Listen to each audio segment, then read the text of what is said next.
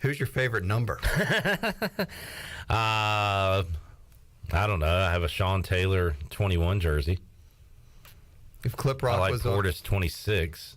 I wore 82 because I liked Michael Westbrook as a kid, Redskins receiver. Okay. So 82 was my go-to. Wore that in Professor O'Cool's softball as well, Ellerby. So if you had to get a new Professor O'Cool's softball, I'll go 82. You'd go 82? Yeah. I'd go 82. Here comes Willie Smith. Wonder how many numbers he had when he played. I don't see a cake, so... Yeah, it's Clip's birthday. Did you get the birthday cake and stuff that we talked about? Man, I forgot all about it, Clip. Well, hey, at least you thought originally about it, so you might need to lower that down a little bit. Yeah, you're right, man. Well, he is the shortest person here in the room. So it makes Willie look like a bigger giant than he already is. I mean, can't figure it out. I feel like a Smurf over here. It's right back here. There we go. All right, guys. Man, all right, we're off to a tough start on your birthday, Clip. Yeah, rough start for this one, but it's not how you start; it's how you finish. Right. And we saw that out in Provo, Utah, on Friday night as East Carolina was able to defeat BYU for win number 6 on the year. Pirates are going bowling, Willie. Yeah, that's pretty exciting, man. Those guys look real good. They started off slow. I don't know what their first play call was, but it looked terrible on offense. But they bounced back. They put some good drives together, and hats off to them for getting that win on the road, man. That was a tough win. How much are you hanging on every play during these Pirates games versus you're kind of like, you know what? Let's see how the body of work comes out. Well, I mean, now that we're winning, we want to go to the bowl game, and now with the way the chips are falling now, man, that we can maybe come out and have an opportunity to title at the end of this if we get some things that fall our way. Man, you watching every play like, come on, man, let's make it happen, man. Come on, D, let's get that stop, man. But that was a tough task for them, man. They had a good offense, man, better than I thought it was going to be. Well, I remember asking you last week about, all right, so East Carolina has shown that if they take on a man-to-man defense, they're going to exploit these one-on-one matchups, win these matchups. So what do the defenses need to do? It was pretty fascinating to talk to Holton Ahlers yesterday. He said that BYU basically did all they could to take away C.J. Johnson and Isaiah Winstead, doubling them on the outside and saying, all right, you're not going to hurt us with these guys, so what are you going to do? And East Carolina said, we're going to run the ball with Keaton Mitchell. And he had a huge game. Marlon Gunn had good numbers, and near the goal line, Holton Ahlers was able to run the ball in for scores. So that's the sign of a good offense, right? When you take away what has been working for East Carolina, they say, all right, we can beat you this way. Yeah, no, that was really good to see him adjust like that, and then just see how Keaton was just outrunning the defense like that. I mean, every time he bounced outside, the guys were not fast enough to keep up with him, and I feel like we should have ran that play every time, man. Just left, right. You watch a lot of games and you're like, no, don't bounce it outside, run up the middle. But when you got a guy like Keaton Mitchell, he just literally outruns them and gets the edge and gets 4, 5, 6 extra yards. He's just kind of a guy, when he touches the ball, you just have all faith in him because, I mean, he's like the fastest guy out there. And you're like, you know what? Right. If they get him, they get him. But, like, if he gets an edge or a hole, something special is going to happen. Yeah, I mean, it is really exciting to see. As soon as he hit the edge, it's like, oh, man, here we go. Like, everybody's getting on the edge of the seat. Like, wow, man, this guy about to break it. And, I mean, all he needs is just a little bit of daylight, man, and he has an opportunity to break it. Keaton Mitchell's I kind of watch him now as much as I really keyed in and watched Dwayne Harris when he played. Yeah. When I knew Dwayne Harris was in motion or back for a punt, or when he touched the ball, you knew something fun was about to happen. Oh yeah, man. I love playing with Dwayne, man. Every time he got it, man, like you said, it was just he was gonna make something happen, man. He was gonna make the first guy miss automatic, and then after that, man, it was just, hey, what's gonna happen after that? It was very exciting to see him play. And, I really like what DK did the game, man. It was really nice. I would like to see, DK, if you're listening, man, because I feel like you've been listening to me, man. You've been putting the plays together, kind of what I've been saying. But, man, if we can get Keaton Mitchell in some screens, man, some running back screens, I think that would be huge, man. Please. I want to see it. Yeah. We've been talking about that since week 1. We were talking about it last year. Keaton Mitchell, let me look at his receiving numbers. I remember one in particular where they got him in space on a catch, and that was it. Yeah, one catch. One catch for 8 yards in the game. So I would love to see him more out of the backfield, but he did touch the ball. He had 21 carries, 176 yards in the game the other night. Nah, that was very, very impressive to see him put those kind of numbers up, and it looked like he might have went out at the end of the game with a concussion or some kind of head injury, because it seemed like he was just kind of dazed when he was sitting on the side of him. They put the camera on him, but other than that, man, he looked really good out there. Now, the one thing that I did notice with Keaton was, between the tackles, he's not as that great because he's not as big. He can't really push the power to get through those gaps. So on the outside, on the edge, he's a lot better. So that's when the 1-2 punch with Rajay, you could really notice it when he was trying to go between the tackles. Cincinnati next Friday, Houston at home following that, and then a road game at Temple. What's your one concern as the Pirates head down the final 3 games? Well, I thought we had this kicking situation figured out, man, but we missed another one, man. It's like, come on, man. Like, dude, all you do is kick all practice long. Like, literally, that's all they do. They kick the ball all practice. So you should never miss in the game, right? That's my opinion. So, man, I want to see special teams, come back, and everybody else to just keep firing, man. Keep building momentum. Did you not see that beautiful field goal at the end, Willie, where he drilled it through? I saw that, but what worries me is the other stuff, man. How much does the rest of the team talk to the kickers, especially during good times or bad times? I mean, you really don't say much to those guys because you don't want to sway one way or the other. Like they kind of stay to themselves, man. If you ever notice that, you don't see a lot of guys talking to the kickers on the sideline just because. But what you just said is, man, you got to make kicks. Like, and if they're not making kicks, does someone have to go up and say that to them? You have those talks during the week. Game yeah, that's what I'm talking about, during the week. Oh, during the week, yeah. During the week. Come on, man. Come on, dude. Just make your freaking kick, If you're losing, then, yeah, you really pissed. But if you're winning, hey, man, you got it. You give them a little tap on the shoulder. Hey, man, you got it next time. Well, hey, we believe in you. You get like 2 or 3 big offensive linemen and go, hey, let's go talk to the kicker. In the locker room, let's go. Hey, see him. He's right over there. Let's go give him a pep or a he better get it done talk. No, I mean, at the end of the day, man, when you got a team, you want everybody to be on the same page, everybody believing in the guy. So, whoever's kicking back there, 9 times out of 10, you're encouraging them. Does the kicker ever talk back? Say, man, you need to do some better blocking? Ooh. It's not. Well, I guess I'm about to say, I guess that's not possible, but, the kicker, man, you got one job, man. Just kick the freaking ball, man. I guess, so do we have a streak? Have we had every game this year a miscue in the kicking game? Whether it be a miss, a block? I feel like we've had one a week, right? Have they had a perfect moment? I don't think so. I don't think so, man. Special teams have showed up in every game. I still am nervous every time the Pirates are on. And I say nervous. Punting, PATs, field goals. Kickoffs have been pretty consistent. Yeah. Any complaints in the kickoff department? Short kicks. We've had a lot of short kicks, but we've had good coverage. Yeah. By the way, Owen Daffer's still handling kickoffs, and so he is still a part of the team. We talked about that with some of the guys yesterday, and they said, look, Owen's still our guy. We're glad he's still a part of the team. But I would say we've had a lot of short kickoffs this year. All right, now what about our receiving kickoffs and punts? That's been we had a miscue with McMillan the other night, with Fleming the other night. But we had a caller call in and say, hey, somebody needs to tell Malik that with the altitude, the ball's going to go and keep carrying. And that one time he carried and he fumbled it. I would say he has been a positive for this year, returning punts. Returning kicks, not much, really. Yeah. I don't think it's been a negative, but it's just kind of been a even maybe. I heard you talking one day, and I know Malcolm's coming in here later. Did you ever figure out how many games or how long it's been since East Carolina has not returned a punt?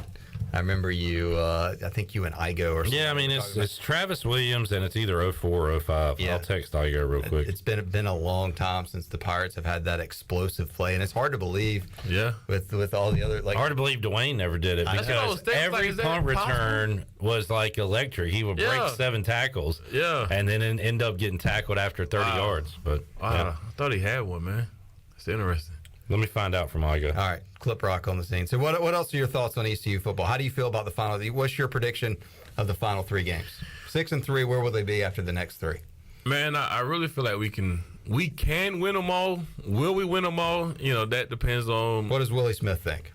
what team shows up, man. If we keep getting better, because I mean, we theoretically we should continue to get better every single week. We got a bye week coming up, man. So it's an opportunity to really dial in everything. Guys, get some rest.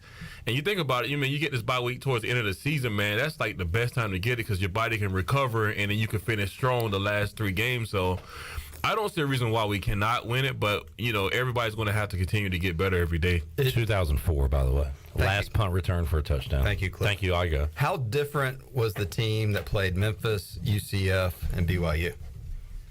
Do all 3 of those teams win the next 3 games? That's a great question, man.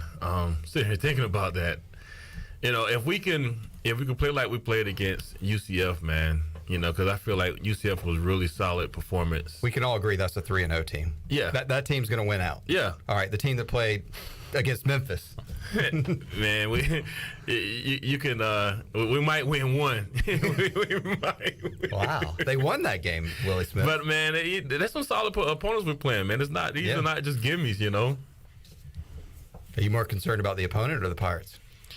I'm concerned about the Pirates. If the Pirates show up to play, we got a chance to win every game. I mean, UCF beat Cincinnati, right? Mm-hmm. So, and we beat UCF. If we show up to the rest of the games, there's no reason why we cannot win every game. That was Cincinnati's first AAC loss since 2019. Wow. Yeah, a regular season. And 2019, Cincinnati lost at Memphis the last game of the regular season, played the next week at Memphis in the championship, lost that one too, and then went on the run that they were on. So, yeah, they're due for another one. And then next week they're on the run to the Big 12. That's at right. the end of the season. Yep. We've been beating everybody else going to the Big 12. Yeah. Might as well keep it going. That does have a little bit of swag that ECU does get to play Cincinnati, then Houston, and then they have 2 wins under the belt against teams that are going to, I guess you could say, a Power 5 conference. So maybe the Pirates can take that. I do believe on the road at Cincinnati is going to be tough. They're going to have to bring their absolute A game and then plus more. Yeah. I think it could be like, do you remember the Cardin game?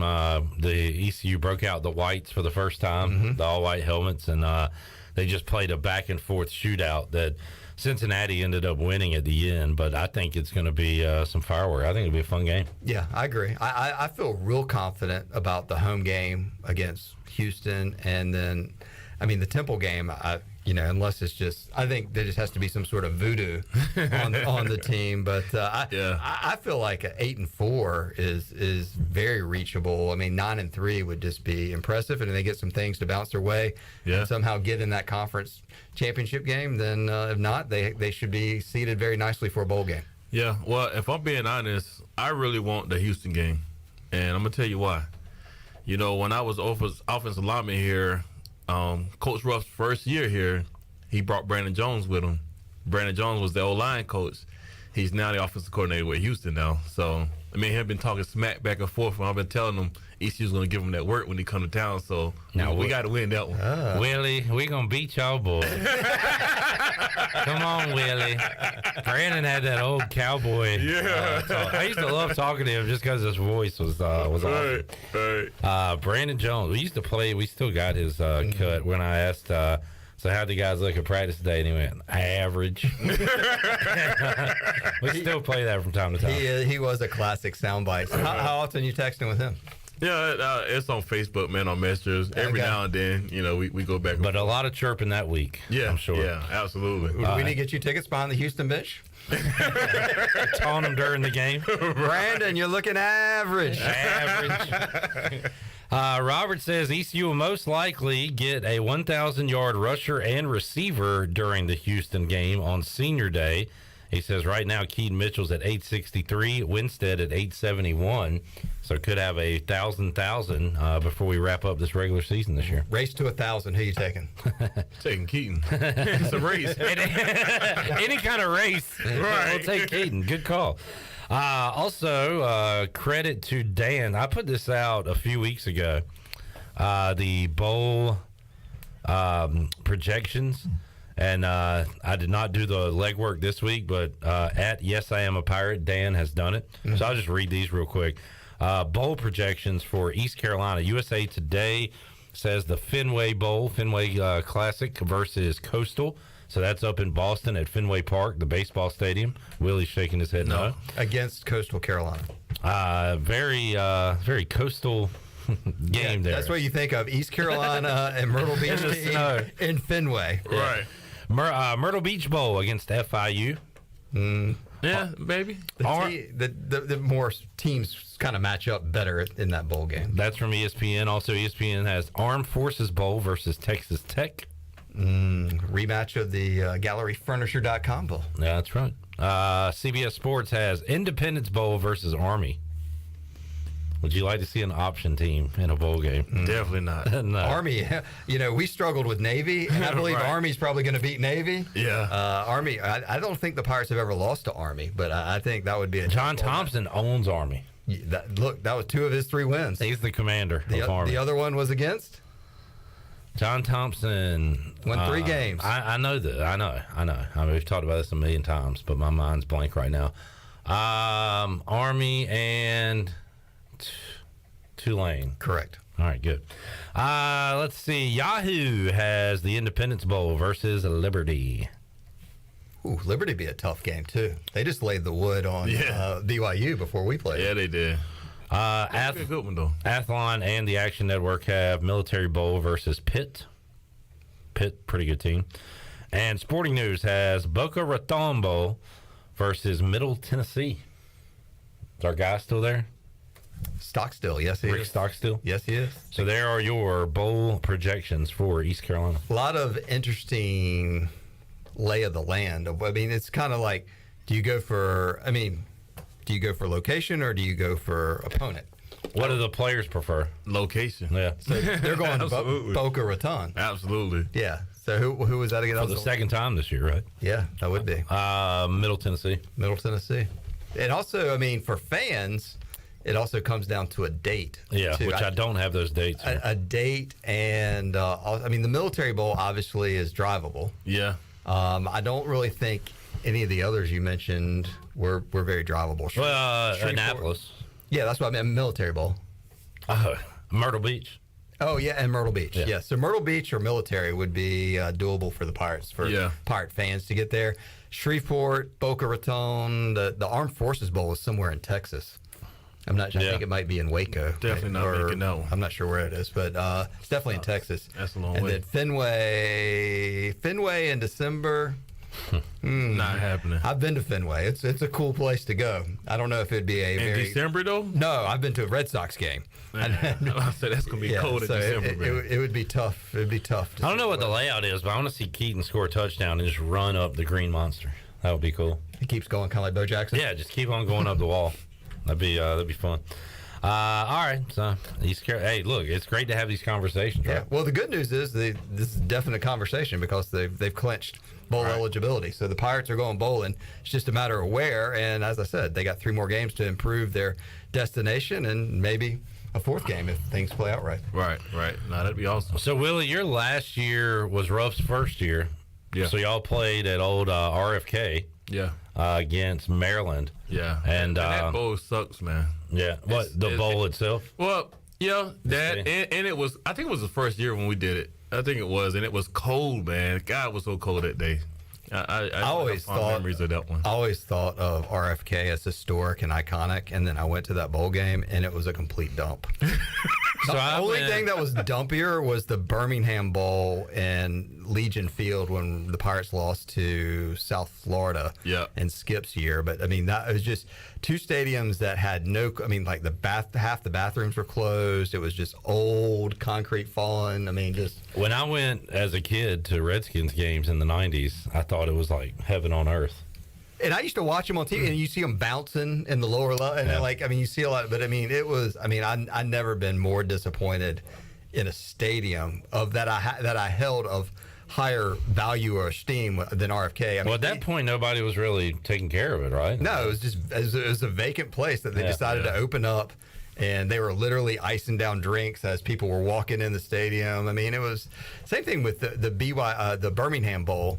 They put everybody on the same side of the field. It was just, I've always said you should never go to a bowl game and play in a stadium that is not as nice as the stadium you play in. Yeah, that's true. And I don't understand how you have all these nice NFL facilities and they don't stagger the bowl games over using those facilities. Like the Atlanta Mercedes-Benz or whatever it's called down there, that could host bowl games every week or during the week or whatever. New Orleans. I mean, obviously the Florida locations are nice because of the weather. Right. But there's a lot like Fenway. Yeah. I mean, does it look? It's made for TV when it's at Fenway, or I think there's a Pinstripe Bowl. But it's definitely weather-wise to sit. I mean, it doesn't make any sense at all. Willie, do you remember any of the bowl swag you got? Anything good? I'm trying to think, man. I think it was the Hawaii Bowl, man. They gave us like this audio players. It was like a stereo sound, like you had the speakers and everything, and like these little tablets. I think that was the best tech pack we got, and then you also was able to get some money too. So that was pretty cool. Yeah. Well, you were young then, right? Did you play in the Hawaii Bowl? Hawaii, I was DN then. You were a defensive I was player. Subbing in behind CJ. Okay. Did you have fun in Hawaii? Yeah, man, that's a lot of fun. What'd you do that you remember outside the bowl, or in bowl activities outside of practice and other stuff? Outside of practice, man, I'm trying to remember, man. That was a long time ago, man. You let loose when you go to a bowl game. Let loose. I think you don't have any arrest warrants out for you in Hawaii, do you, Willie? I don't think I want to go back to Hawaii, man. He's not allowed back. This is like the Greg Brady with the voodoo. In fact, he was supposed to go to the Pro Bowl. He was like, nah, I can't. So Willie, as a young Pirate, goes to Hawaii. He's like, man, college is going to be awesome. And then he goes to Memphis and D.C. for his next two, and wishes he was in sunny Hawaii, right? Right. Absolutely, man. All right. Well, we got to update. We need to get to the intern Peter desk. We got a lot of trades going on. Chandler, you can do it if you want. So the NFL trade deadline is 4:00, and it's turned into like the NBA trade deadline. A lot of trades going on. We got to get Peter Schefter up here. All right. So Peter Woj, what'd you call him? Peter Woj Schefter. Woj Schefter. Let's update the trade. Some big names moving. Some big teams moving. 2 deals for Shirley's Dolphins, Peter. Let's talk about those first. All right, the first deal, you had Bradley Chubb going from the Broncos down to Miami for Chase Edmonds, running back, a 4th-round pick, and a 1st-round pick. So Bradley Chubb, impact defensive player, goes to Miami as they try to keep up with Buffalo, which they're not going to do, but try to make the playoffs as a wild card, Willie. Yeah, well, I mean, if you can get a defensive guy that's going to make an impact, man, defense win championships. So it's a good trade. And, Peter, they send off Chase Edmonds, so they have to bring in a running back, and they did. From San Francisco, Jeff Wilson. Jeff Wilson, who had found himself behind Christian McCaffrey now after that trade. Yeah. So the Dolphins get Jeff Wilson. All right, another big name. How about the Bears adding a receiver to their young quarterback, Justin Fields? Yeah, they picked up Chase Claypool for a 2nd-round pick from the Steelers. So Chase Claypool goes from Pittsburgh to Chicago. Yeah. Kind of 2 teams not making the playoffs this year. What are they doing? What are they trading? I don't know. I think the Bears look at that as maybe part of their rebuild, maybe. Like, hey, we'll bring in a talented receiver. They had to get Justin Fields something. Yeah. Yeah, So, I mean, and Claypool, man, he's Clay Brook, man, he's a really, really good receiver, man. I was shocked that the Steelers let him go, though, man. He was I don't know. solid, man. From the games that I saw him play, he was snagging them things, man. I don't know if it's a bit of a head case situation or what. Yeah. It seems like there's something going on there. Yeah. All right. What else? Oh, yeah. The Lions. How about an in-division trade? You don't see these a lot, Willie, but the Lions and the Vikings had a deal, Peter. Yeah, you got T.J. Hawkinson going over from Detroit to Minnesota. The Vikings with Justin Jefferson, Adam Thielen, Dalvin Cook, and now T.J. Hawkinson, as they are about to run away from the Packers in the North, and they bolster their offense today, Willie. Yeah, well, hey, what's the quarterback name? Kirk Cousins. Yeah, I'm about to say I played with Kirk, man. I don't know how to remember that, but yeah, Kirk, man. You like that? You like that? But yeah, Kirk, man. I mean, they want him to win, and they gave him a lot of money, so they trying to give him more weapons. Bad news though. They played the hottest team in the league this Sunday, Willie. Who's that? The Washington Commanders. 3 in a row. Yep, Kirk man. Cousins back in FedEx Field. And I don't know. We got a shot. Explain to me how the Commanders are hotter than the undefeated Eagles. Because the Eagles... Just explain. Just need some math on that one. After a while, when you win so much, it's like you reach that boiling point after like 3-4 wins. They're not and hot. then it starts to simmer. Okay. So the Eagles are just simmering right now. So they peaked. Yeah. They're just holding temperature right now. Exactly. The Commanders are hot. Commanders, yeah, they are Too hot to handle. blazing right now. Blazing. After wins over such teams as Chicago and Indianapolis. That seems to make a lot of sense. Yeah. I mean, I really Look, I'm with you, man. I want those guys to be winning, man. Give me something to cheer for now. I know. That's all we're asking for. And we got a meaningful game in November, so we'll take it. Go ahead. I was just going to, who's the hottest real estate agent in town, Willie? Oh, there's no question about it. It's me. Will Smith. Now explain that, Willie. Very, very simple, man. How can you help people out? Yeah, well, the best way to reach me, man, is just give me a call on my cell, 258-8168. All right, Willie Smith, the hottest, and he's not gonna. You're not gonna be like the Eagles. Nah, we ain't peaking, man. We striving for the sky. You're gonna stay hot every week. Yeah, All right. yeah. Willie, what are you doing during your off week here? No Pirate football? That's a great question, man. I guess. So CJ's in the playoffs with North Pitt. I'm definitely going to the playoff game, man. Okay. So going there, checking that out, and selling real estate, man. All right, good stuff. Thanks for joining us, Willie. Yes, Enjoyed sir. it as always, man. All right, Ellerby, enjoyed it. Clipper, happy birthday! Thank you. Appreciate it, man. I hope you get a lot of great presents and cake tonight. Well, so far, nothing on that front, but Your work family's going to give you a lot of pats on the back. I appreciate that. Maybe Malcolm has something for you. My back's going to be sore after hanging out with you guys all day. All right, let's take a break. We'll come back when we return. Malcolm Gray, first time in a long time. He's finally catching his breath during a bye week, and we're going to bother him and make him come in here and talk to us on Pirate Radio. We'll talk some football with Malcolm Gray when we return on Pirate Radio Live. Back with you after this.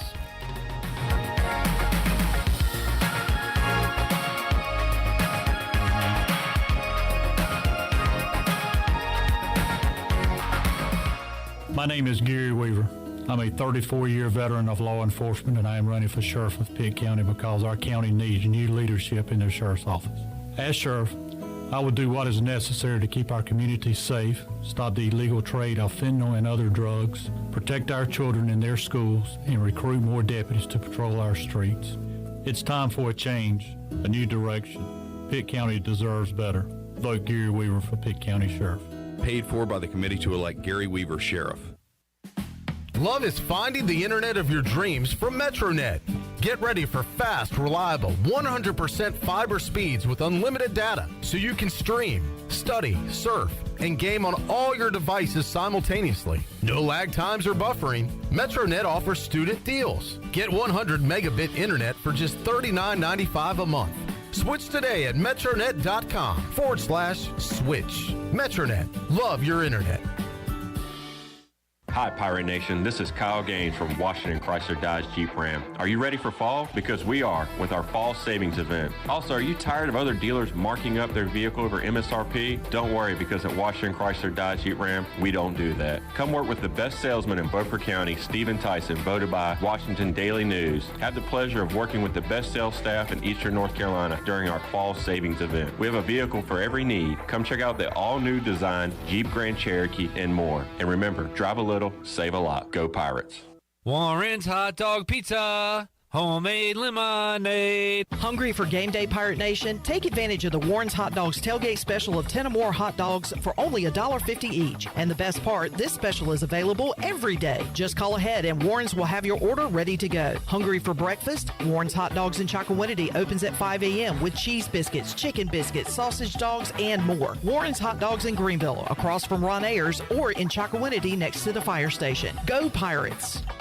Take a hit from a 300-pound linebacker, and you better be wearing pads. Take a hit on the road, and you better have good auto coverage. When you've got North Carolina Farm Bureau Auto Insurance, you've got the best local agents ready to help you bounce back. If you don't, well, you'll probably play football without a helmet, too. In Pitt County, call Brandon Manning or Randy Daniels at 252-756-3007. North Carolina Farm Bureau Mutual Insurance Company. Farm Bureau Insurance of North Carolina Incorporated. Southern Farm Bureau Life Insurance Company, Jackson, Mississippi. An independent licensee of the Blue Cross and Blue Shield Association. Great food, great atmosphere, and great service is Ottavola Market Cafe. Ottavola is simply a restaurant that focuses on that, being a great restaurant. There's something for everyone at Ottavola. The menu offers a variety of great choices like pastas, pizzas, sandwiches, soups, salads, and seasonal rotating selections. Lunch or dinner, Ottavola is always the right call. Call ahead and get Ottavola to go, or stop by the bar for a drink with friends. It's simple. Come and eat at Ottavola Market Cafe, Red Banks Road next to Food Lion, and OttavolaMarket.com. Ottavola, pirates supporting pirates. Are you ready for some football, Pirate Nation? Bud Light is America's favorite light beer and the official beer of the ECU Pirates. When planning your fun times this football season, be sure to pick up some Bud Light at your favorite retailer. Bud Light carefully brews their beer to be perfect for anywhere there's fun. Because when there's fun, Bud Light is there. Get ready to have fun this season, Pirate Nation, and always stay in the game and drink responsibly. Bud Light, the official beer of the ECU Pirates, and proudly distributed by Carolina Eagle Distributing since 1989. CD's Grill is known for great homemade breakfast and awesome country cook and lunch specials. And now CD's Grill is open for dinner Monday through Friday. That's right. CD's Grill, located on Fire Tower Road in Winterville, is now open for dinner. And CD's is excited to announce that every Friday night is steak night. CD's Steak Night every Friday night starting at 4:30 features certified Black Angus ribeye steaks, baked potato or sweet potato, and a salad bar. You asked for it, and once again, CD's Grill delivers every Friday night with Steak Night. CD's Grill, 111 West Fire Tower Road in Winterville. Pirate Radio! Pirate Radio. Pirate Radio.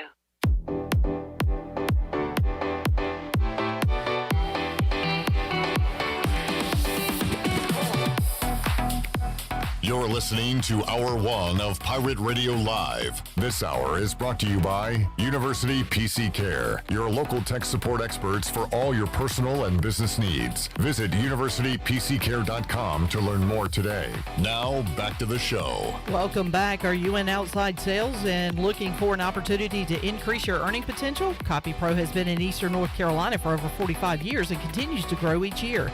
And they are in need of more sales professionals with a desire to potentially make a six-figure income. Do you have what it takes? Visit copypro.net today to submit your resume and to learn more.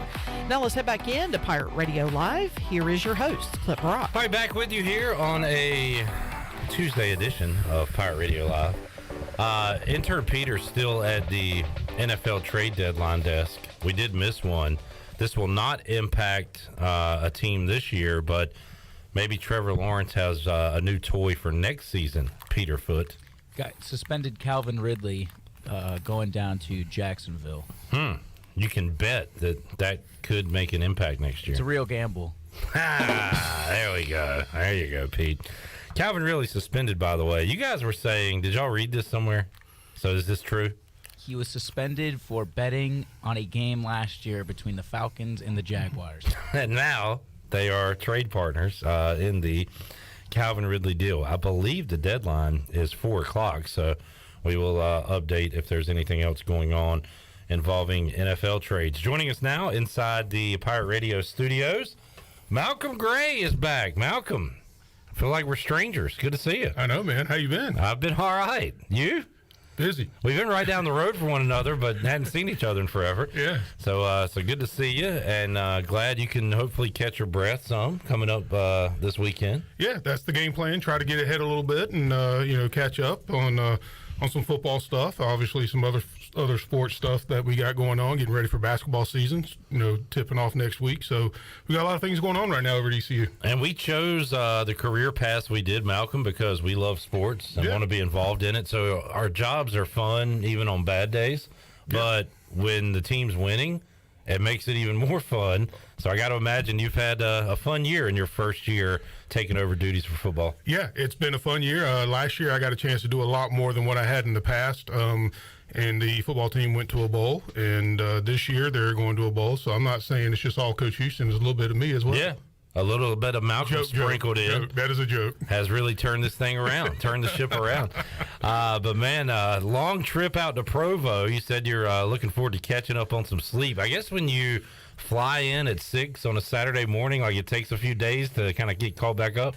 Yeah, well, it was a 4-hour plane ride out there, and then about a 4-hour plane ride back because we had to take a little bit of a detour, coming in from the east side of North Carolina as opposed to the west because it was a low cloud cover. So I think we touched down at 6:30 in the morning. I think I finally went to bed around 10 a.m.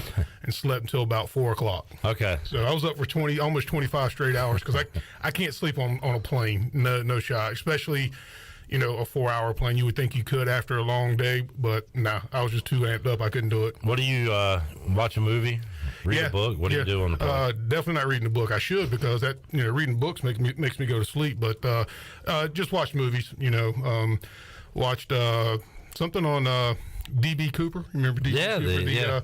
So the Netflix miniseries. I watched that. It was pretty interesting, and then just watch some other things just to keep my mind off the flight. Huge win. Pirates now winners of 3 straight, Malcolm, and this team is clicking right now, and things are going well. And like I said, it makes things so much more fun when the team is winning. But how about the way they pulled that one off the other night? Where were you when the field goal was kicked? I was standing on probably the 15-yard line, 20-yard line. I was right when Isaiah Winstead got the pass interference call. That was literally right in front of me. I called it. I saw it before it even started, as well as the hold. When I think BYU was 3rd and 2, and they were running, and they had a holding penalty, which made it 3rd and 12. And I saw that as well. And so I was right there on our sideline, just right outside the team box, just so, once we won, if ESPN wanted to get Coach Houston on with them, that I was able to direct Coach Houston and Jay Kirkendall and everybody to where they need to be. Yeah, kind of a mad scramble there at the end where everybody is celebrating and they're all on Conrad, and your job is to kind of get in touch, get Mike Houston while he's celebrating and say, Coach, come over here, go over there, do all that. Yeah, absolutely. Yeah, Officer Brown, who travels with us, we kind of have a little system going. I give him a heads up if ECU's going to do, ESPN's going to do a post game interview, and typically try to find out where it's at, and then I literally run to where that spot is, and I'm jumping up and down, have my hand up, like, trying to answer a question in class, back in the day. And Coach Brown sees me and brings him right over. And then, Coach Houston does his interview there. And then if they want players, we'll get the player right then and there. And then we go off to the locker room, celebrate, and then come back out and do all the other media obligations that that Coach Houston has. And Malcolm, I mean, even if it wasn't true, we'd probably say it was. But like, these are great people to deal with, right? I mean, Mike Houston, these players, the staff, unbelievable, man. They have been absolutely great to me in my first year as the full-time football, media relations SID. They got great chemistry. They're all awesome. I can go up to the office at any time. And if they're not in meetings, just walk in and sit down and, shoot the bull with them. I talk to the players all the time. I've got a bunch of their phone numbers. I just, check in with them, see how they're doing, especially after a physical game like this past weekend. I saw Holton today and was, talking with him and talked with Keaton as well. So, they're just great kids. I've always said this about the baseball guys when I was working with baseball. They're like little brothers. These guys are little brothers to me as well. Man, I can call them at any time, text them. If they need something, they can always get it with me as well. Yeah, and Malcolm is always providing us with the great stats, great numbers that we present to you out there. So part of your job is just keeping up with Holton Ayler's broken records at this point, right? Yeah, it seems like a broken record on his broken records because he's setting something all the time. But when you have a generational type quarterback like he is, he's the same mold as Shane Carden. He's going to do some good things, and he's going to go down as probably top 1 or 2 quarterbacks that's ever played. Not just records, but just as the person that he is and things like that. And I talked to Jeff Charles earlier today. We'll have that interview in hour 2 of the show, but Jeff told me a stat on Keaton Mitchell. I believe he said he has the 4th most 100-yard rushing games. Does that sound right? He does now. Yeah, he just got his 11th of his career. Wow. Yeah, and that's a note that I went back and researched early on at the beginning of the season because I think he had He has 5, so he had 6 coming into the year. So I kind of wanted to see where it was at, and I went back through every media guide that I had, and yeah, he's got I think, like I said, 11, and I think the record is 16 by Junior Smith. All right, so that is certainly in sight, but to have that at this point in his career is pretty amazing. Yeah, and he's, I think I heard you right before, he's 100 and roughly 40 yards away from a consecutive 2,000-yard season, and we hadn't had a lot of back-to-back 1,000-yard season guys. Did Coop do it, or did he only have one? I think he did do it. Yeah, I think Coop did it. As far as 1,000-yard rushers and receivers in the same year, somebody asked me that, and I looked it up earlier this season, and I want to say it was either 13 or 14. Yeah, was it Coop and either Hardy, I guess, or Zay? Yeah, or probably Hardy and Coop. Yeah. But Isaiah Winstead certainly is on pace to do that. And people have also asked 1,000-yard receivers in the same season, which if CJ keeps catching, a possibility there too. So a lot of numbers with this offense. And you also have a chance to look at it this way. I mean, Holton can have 3,000 yards, so you could have a 3,000-yard quarterback, 2 1,000-yard receivers, and a 1,000-yard running back. Yeah, that's impressive. I don't think there would be too many teams in the country that have that. And 1,000 calls on the 5th quarter about firing Donnie Kirkpatrick with all those numbers. Yeah, I don't understand that. I mean, just saying. That's kind of weird. DK knows what he's doing. He wouldn't be here if he didn't. Malcolm Gray joining us here inside the Pirate Radio studios. Let's get a break in. We'll come back. And by the way, we got some beer to give away because it is Tailgate Tuesday. It is PBR Tailgate Tuesday. Pirate fans get stocked up for tailgating with PBR at your favorite retailer. Look for the QR code on the PBR display and register for a chance to win a PBR cooler full of beer. Game day or any day, all Pirates prefer PBR. Shirley, let's do that right now. We'll go caller number 4 at 317-1250. On my birthday, I'm giving you 12 PBRs. How about that? Call now, 317-1250. That's not right. You should have those. You should be giving them away. I'm a giving man, Malcolm. I'm giving them away. So caller 4 right now, 317-1250. We're back with more Malcolm Gray when we return after this.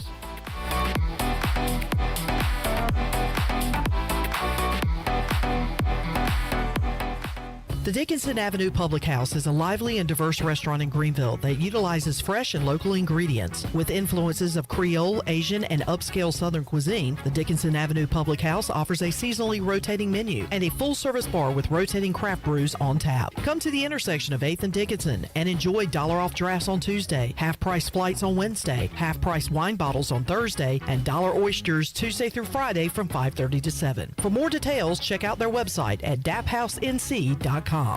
Hi, this is Jeff Charles for my friends at Ed Watkins Marine. I've known Ed personally for years, covering his winning performances on the football field and on NASCAR's pit road. Now Ed is winning on the water, and you get to win too. You win with awesome prices on boats from Ed Watkins Marine, and of course, great service after the sale. If you're looking for a new boat, contact Ed Watkins Marine today. They will deliver anywhere. Find them online at edwatkinsmarine.com and tell them the voice sent you. Fall isn't just for football, it's a great time for something new to wear as well. And Russell's Clothing in downtown Washington has everything you need for game day as well as any other day for men and women. Whether it's dress, casual, or even a formal occasion, Russell's has you covered. Russell's has served Eastern North Carolina and beyond for 39 years with quality clothing and personal service. We are proud supporters of ECU athletics and invite the Pirate Nation to shop Russell's in downtown Washington, the home of Russell's Clothing. Go Pirates! With over 30 locations across North Carolina and southeastern Virginia, Quality Equipment is your local John Deere dealer, where you'll find everything you need for your next project. Our complete lineup of John Deere lawn and garden, agricultural, and commercial worksite equipment comes with years of experience, expertise, and dedication. We know what it takes to get it done right. Stop by today or visit us online at qualityequip.com. Are my eyes playing tricks on me? Or is that a jack-o'-lantern made out of pizza? That's something I want to carve up. Sink your claws into the jack-o'-lantern pizza from Papa John's. Better ingredients, better pizza. Papa John's. Hey, Pirate fans, Papa John's is the MVP move for game day or any day. Place your order online at papajohns.com and sign up for Papa Rewards. Papa John's, better ingredients, better pizza. Go Pirates! When it comes to hauling dirt, asphalt, or stone, you can trust the pros at First and Goal Hauling Incorporated. They have a fleet of dump trucks ready to get the job done. And best of all, it's owned and operated by ECU football alum Dakota Marshall. When you have a big job and you need it done right, count on First and Goal Hauling, where it's a touchdown every time. Keep up with Dakota Marshall and First and Goal Hauling by following them on Facebook today. Before anyone walks into your business, the outside is what they see. Make sure your first impression is a good impression with the right curb appeal. Hi, this is Daniel Andrews from Dan Andrews Lawn Service. We specialize in making your business look great. Let us handle all your professional landscaping needs. We do it all so you don't ever have to worry. Residential services are also available. Call us today at 717-8006 and we'll come out and give you a free quote. Taking care of your landscaping needs is all we do, and we've been doing it for over 20 years. You can trust our reliable team at Dan Andrews Lawn Service, covering all of Eastern North Carolina. Ahoy, mateys! It's Captain Jack Spare of R&R Tire Express. We're here to serve our pirate community by offering easy payments for easy ownership. For you landlubbers, R&R will install a new set of tires for just $20. $50 installs new custom wheels and tires. To learn more about R&R, stop by 3920 US 264 or rnrtires.com. This is ECU Assistant Football Coach Roy Tesh, and you're listening to Pirate Radio, the voice of the Pirate Nation.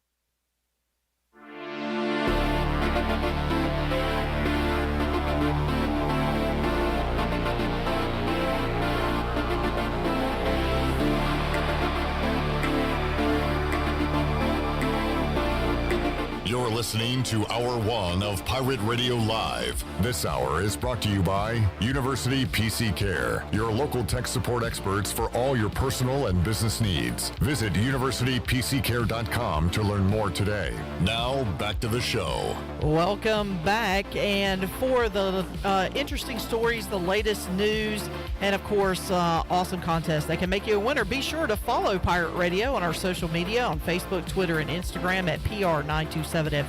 Join the over 60,000 followers today. Now let's head back into Pirate Radio Live. Here is your host, Clip Rock. All right, here with Malcolm Gray, formerly known as the baseball guy. It's still strange, Malcolm, to have you on and talk football. You got the Purple Gold World Series coming up this weekend, and I guess, Malcolm, you can you'll be a fan this year when it comes to baseball. I'll still go out there. Chip Welch in our office is taking over, and he's got baseball background experience. He did that at UNCG when Link Jarrett was the head coach many moons ago now, with him being at Florida State. But so Chip's taking it over, but I'll still be there every game, and then make sure everything's good to go, and then once the first pitch starts and is thrown, then I might just kind of fade off in the background, kind of like Homer Simpson does when he goes into the shrubs and backs up, and then boom, I'm out, and then I can just walk around and actually see a game. I was talking with Cliff actually yesterday. I went out to practice, and he goes, "So you looking forward to be able to watch a game?" I said, "Yeah, I haven't seen a baseball game from the jungle since Cliff played." That's the last time. Wow. That's the last time that I've seen a game out there. So it'll just be interesting just to walk around and be able to see people, talk to them, and not have to worry about the stress of the game and stuff like that. Yeah, that'd be nice. A cold beer during a baseball game for Malcolm Gray for the first time in like 2 decades. Maybe, yeah. That's crazy. Good stuff. And, of course, basketball cranking up on Tuesday. Mike Schwartz and his team will take the court for the first time under his leadership next week against Mercer. So everything kind of happening all at once here, Malcolm. Busy time for you guys over there. It is. It's crossover season. That's what we call it. And but it's going to be a lot of fun. I got a chance to talk with Coach Schwartz and his staff during the basketball media day, and he's a super nice guy, and he's realistic. He understands that there's going to be some struggles this year, but he's 100% passionate, just the way Coach Houston is, just the way that Coach Godwin is. They're all kind of cut from the same mold, and some of the stuff that Coach Schwartz was telling me is kind of what Coach Houston and Cliff told me their first years, right before their season started, their first year. So, but it's gonna be a lot of fun. I can't wait. Next Tuesday, I'm going to try to get out there. I think we got some media stuff going on with football, but once that's done with, I can mosey over and catch a little bit of it. Malcolm, any, I don't know, feelings to the Skip era with this football team? Are you going back to a bowl game and the way they play defense, the way they've been able to run the ball now with Keaton Mitchell? Now, the passing game is more explosive now than it was in the Skip era, but starting to feel those similarities where he kind of got here, played close, didn't have a winning season the first year, but then it really took off. And I don't know, I feel very similar to as I did in year 2 or 3 of Skip Holtz. Oh, I agree. And Skip will still tell you today that the mindset then was just to score one more point than what the defense gave up, and that was it. And he didn't care if it was a 19-13 game. He didn't care if it was, if it was a 50-20 game. All he cared about was getting wins, and that's the way Coach Houston and the staff are. I mean, yeah, the defense is playing, very well. It's kind of a bend, don't break type deal, but against the run, they're pretty impressive. And the offense is clicking. You're not seeing a lot of mistakes. You're seeing a lot more mature Holton. You get to see Keaton, who, man, that guy's probably one of the fastest people I've ever seen. Watching him, hit outside and just take one to the house. You got hard-nosed receivers that go over the middle that don't care about getting hit. They just want to play. So it's a lot of fun to watch. And, I think it is kind of like the Skip Holtz type era where, you play solid defense and just – the goal is get just one more point than the other team and get that W. And, of course, while we're talking about remembering that era, Keaton every now and then will remind us of Chris Johnson and the way he ran the football. And remember that senior year he had. Chris Johnson had flashes before that, but he really just went all in that senior year. I've heard people say, Malcolm, and you were kind of around, maybe you can attest to it, but that he really maybe took it 100% serious for the first time his senior year as far as off-season training, body, like doing all that, and it paid off in a huge way. Keaton's kind of got a head start on him, if you will, because Keaton's only doing this as a COVID sophomore at this point. No, you're absolutely right. I mean, if I'm not mistaken, I think it was after Chris's first year is when he had to have surgery. He was a freshman All-American, and then that senior year, man, was unbelievable what he, did at the Memphis game. I think it was 400 yards rushing or 300 yards rushing, something like that, 400 total offense just from a running back / because he was a kick returner as well. And then, in the Hawaii Bowl, I mean, I still have the photo of Greg Hudson where Chris Johnson is running right by him and he's just pointing this way. And so it's great coaching. Yeah, absolutely. And I mean, I think Keaton is kind of the same mold, and and they're both fast. I mean, what did I think was a 4.240? 4.24, yeah. What Chris Johnson ran. That's pretty impressive. Yeah, no doubt. And Keaton's pretty fast too. Malcolm Gray joining us here inside the Pirate Radio Studios, East Carolina, off this week, and then they will take on Cincinnati, and kind of fun to be scoreboard watching this time of year, Malcolm, looking at what Cincinnati, UCF do, keeping an eye on Tulane, Houston, because East Carolina is still in the mix here for a potential conference championship appearance. Yeah, you're right. I mean, the conference this year doesn't have an East-West, so it's the top 2 teams go to the conference championship game, and it'll be played at a home site. So if things ended, say right now, Tulane would host it. But, Tulane still has UCF and Cincinnati to play. So those 3 teams play each other the last 4 weeks of the season, minus, the one that just happened this weekend with UCF beating Cincinnati. And, and East Carolina's got to go in and, still got a Houston team that's got 1 loss. So they're still kind of in the mix. You got Cincinnati with 1 loss, and you close with Temple. So, things are somewhat favorable. It's going to be fun matchups. But, Cincinnati's got a tough week this week because they got Navy. And then, boom, they got a short week right afterwards. So, whereas the Pirates finally get the benefit of finding an opponent where they're on a short week and ECU's on a long week or a long bye week. Malcolm Gray joining us. Chandler, go ahead and mark me down for our Wednesday top 25 upset pick. I'm not going to wait till tomorrow. I'm going to go ahead and tell you my pick right now. And it's going to be Tulsa over Tulane on Saturday at noon. Tulane's got huge games coming up, potentially a look ahead, a sleepy day out in Tulsa, Oklahoma. That's Central Time, right, Malcolm? Yeah, so they're playing at 11 a.m.? Oh, man, that's set up for a Tulsa win. Yeah, they're both in Central Time. But, I mean, even though, it is Tulsa in the same time zone. It's still a little bit of a travel that way out there. That should be an interesting game, and I kind of like that pick. I said that Tulane would lose, one that they're not supposed to. And I think that's almost like a trap game for them right now. Definitely, because as you said, what they got coming up after that, UCF, SMU, Cincinnati. That is a heck of a road. And I know that Willie Fritz is doing all he can to say 1 week at a time, but it's human nature to kind of look ahead and get ready for a top 25 UCF team the following week. So that is a perfect look ahead spot. Peter, what you got? Got another trade. All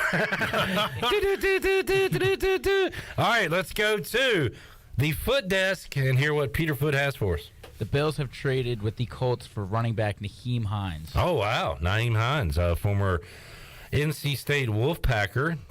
He goes to Buffalo, more of a pass catcher than a runner, but could really fit in there in Buffalo as they add a weapon.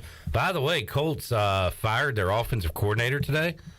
Scotty Montgomery moving up the ladder.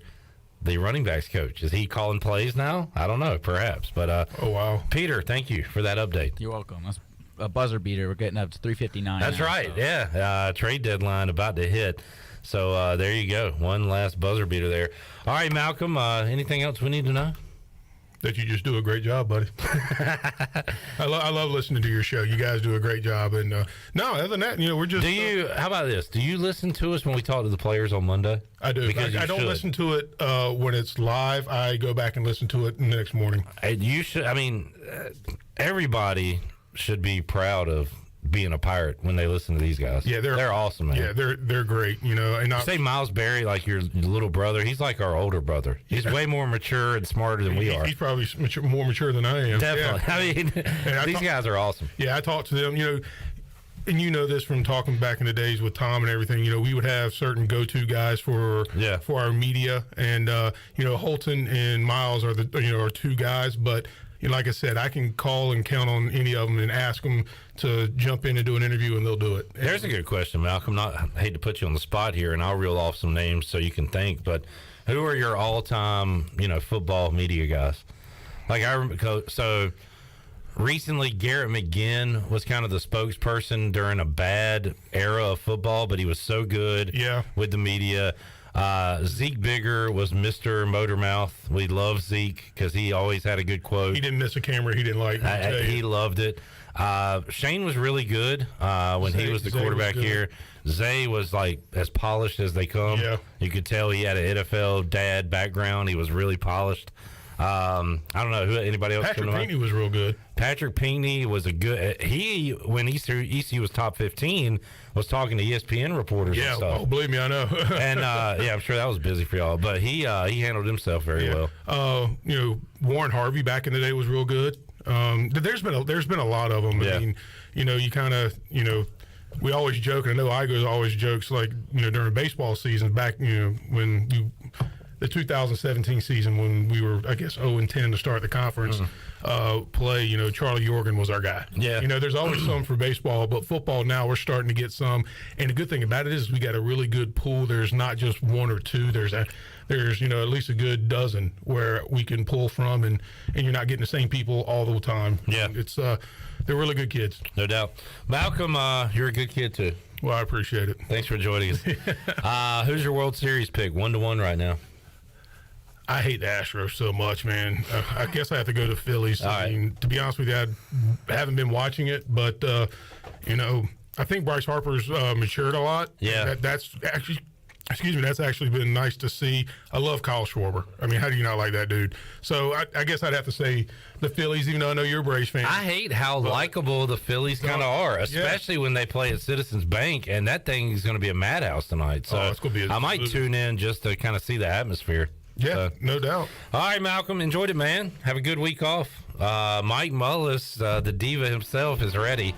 Oh, what's he got in his hand? I meant the gentleman that he is going to be here. And just looks like he's got something for me. And by the way, Malcolm, you're welcome to hang out with me and Mully. If you want me to. Yeah, stick around. Stick around. Do that, yeah. All right. Absolutely. Mully's got something in his hands. We'll find out what it is when we return after this.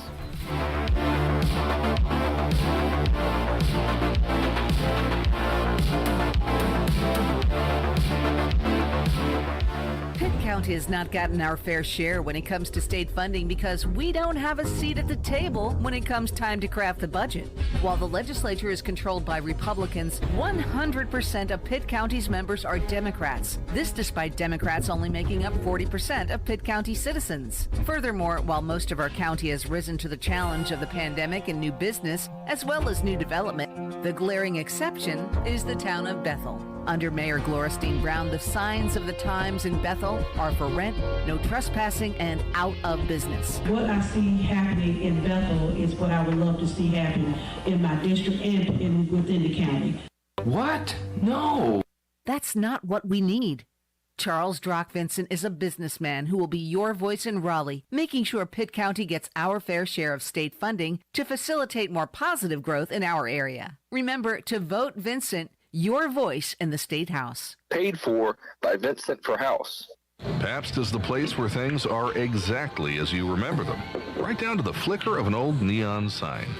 Why is it flickering? I don't know. I'm a voice, not a neon mechanic. Pabst is the place.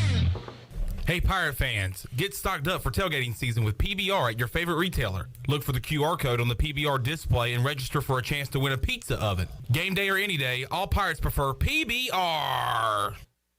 Hey Pirate fans, this is head coach Mike Houston. The physicians at Orthopedics East and Sports Medicine Center have been taking care of our athletes here at East Carolina for more than 35 years. Whether it's treatment for your sports injury or if it's time for that joint replacement, Orthopedics East provides the latest in operative and non-operative orthopedic care, physical therapy, and diagnostic testing. For experienced and professional services, call the folks who have been taking care of me and many of our fans in Pirate Nation or visit them online at orthopedicseast.com. Go Pirates! So, how does short points work? Well, at Jersey Mike's, 6 regular number 13s plus 3 giant number 7s equals a free regular number 13. So, Pepsi and Lay's now earn more points towards free subs. That adds up. Exactly. Download the Jersey Mike's app and earn rewards towards free subs with every sub, Pepsi, and Lay's you purchase. So, how does short points work? Well, at Jersey Mike's, 6 regular number 13s plus 3 giant number 7s equals a free regular number 13. So, Pepsi and Lay's now earn more points towards free subs. That adds up. Exactly. Download the Jersey Mike's app and earn rewards towards free subs with every sub, Pepsi, and Lay's you purchase. You've worked hard to make your business successful, and that's why it's really important to always have a bank that's in your corner when you need them. This is Chris Richards from First Bank, and our experienced team of local bankers includes Lee Watson, Ashley Capps, Bonner Latham, Josh Hooten, and Heath Nisbet. To get the business services that are right for your business, come and see one of our experienced team members at First Bank on Arlington Boulevard in Greenville. First Bank, together with our customers, we're creating a world where individuals and communities thrive. Member FDIC.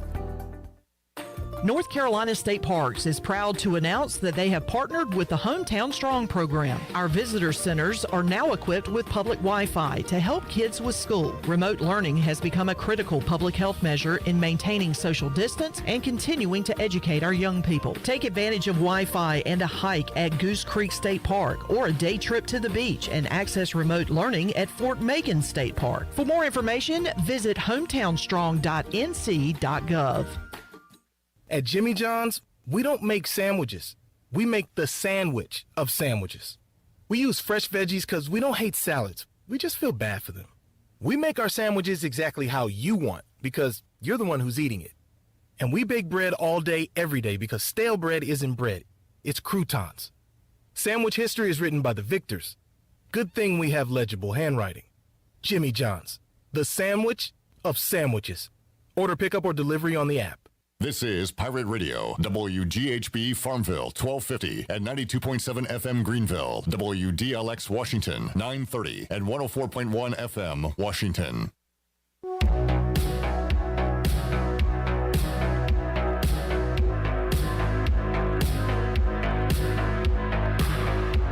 You're listening to Hour 2 of Pirate Radio Live. This hour of PRL is brought to you by First Bank. Together with our customers, we're creating a world where individuals and communities thrive. Visit the First Bank location on Arlington Boulevard in Greenville for all your personal and business banking needs. Now, back to the show. Welcome back. From sales to service, Greenville Auto World has all of your vehicle needs covered. You can shop all of their inventory now at greenvilleautoworld.net. If you're also looking for someone to service your vehicle, they have a full service and repair facility. They do brakes, oil changes, tires, inspections, and they can repair any kind of vehicle. Greenville Auto World across from Speedway at Bells Fork and online at greenvilleautoworld.net. Thanks to Tim Sutton and Jim Rogers for their sponsorship of the program. Now let's head back in to Pirate Radio Live. Here is your host, Cliff Brock. All right. I got a witness this time. Welcome back into the show. Shirley Rhodes, Chandler Honeycutt, Malcolm Gray sticking around, and Mike Mullis is here. Santa Mully delivering gifts on my birthday. 4, count them 4, big old cookies just for me. And I'll share them with the class. But Mully, thank you so much, man. Yeah, you're welcome, bud. So, everything good? Yeah, I'm kind of regretting my decision to bring you something nice for your birthday. Now, why is that? Because you're somewhat ungrateful. Malcolm, you've been here the entire time. What have I done to make Mully ill? I don't know. Oh, man. There's some trays today? I'm sorry to bring you into it. Mully, what have I done? Nothing. Let's move on. Golly, Pete, man. Oh. Chandler, it never ends with this guy. It's like 2 brothers going at it. I love it. Hey, are we going to shoot threes? Now, what would that prove? No, I can't win in that scenario. What would that win? Like, you don't like? I would love to, Mully. Well, let's go. All right, when you want to do it? But what do you mean? What you got tomorrow? You got to go at your house? I do. Well, you got a gym we can go to? I don't have a regulation 3, but yeah, we can figure something out.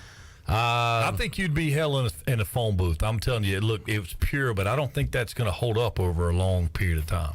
Okay. I mean, I do think the shot that I saw, it looked, form was good. Thank you. I just think it's a stamina issue. Well, how many threes are we shooting? Until I don't think you can shoot any more, and then I'll set the number there so I make sure I get a dub. I would love to have a little, I think it'd be great for social media. The junk talk, we got to be mic'd up. Yeah. It'll be like that golf thing they put on where the guys are talking about. We can do golf too if you want. No, we cannot do golf. That would not be good. That would not be good for me. All right, Mully, what's so everything's intersecting here. What's number 1 in your sports world right now? I mean, it could be Pirate baseball because you saw that. Well, no, I did. I did see that, and that's obviously that was great. And look, they played great against UVA. I mean, they played really, really well. I will say that they have taken full advantage of the fall. I mean, I've probably seen 40, 50 innings this year, and man, I was very impressed. 40, 50 innings this fall? 40 or 50, yeah. Okay. So, they played extremely well.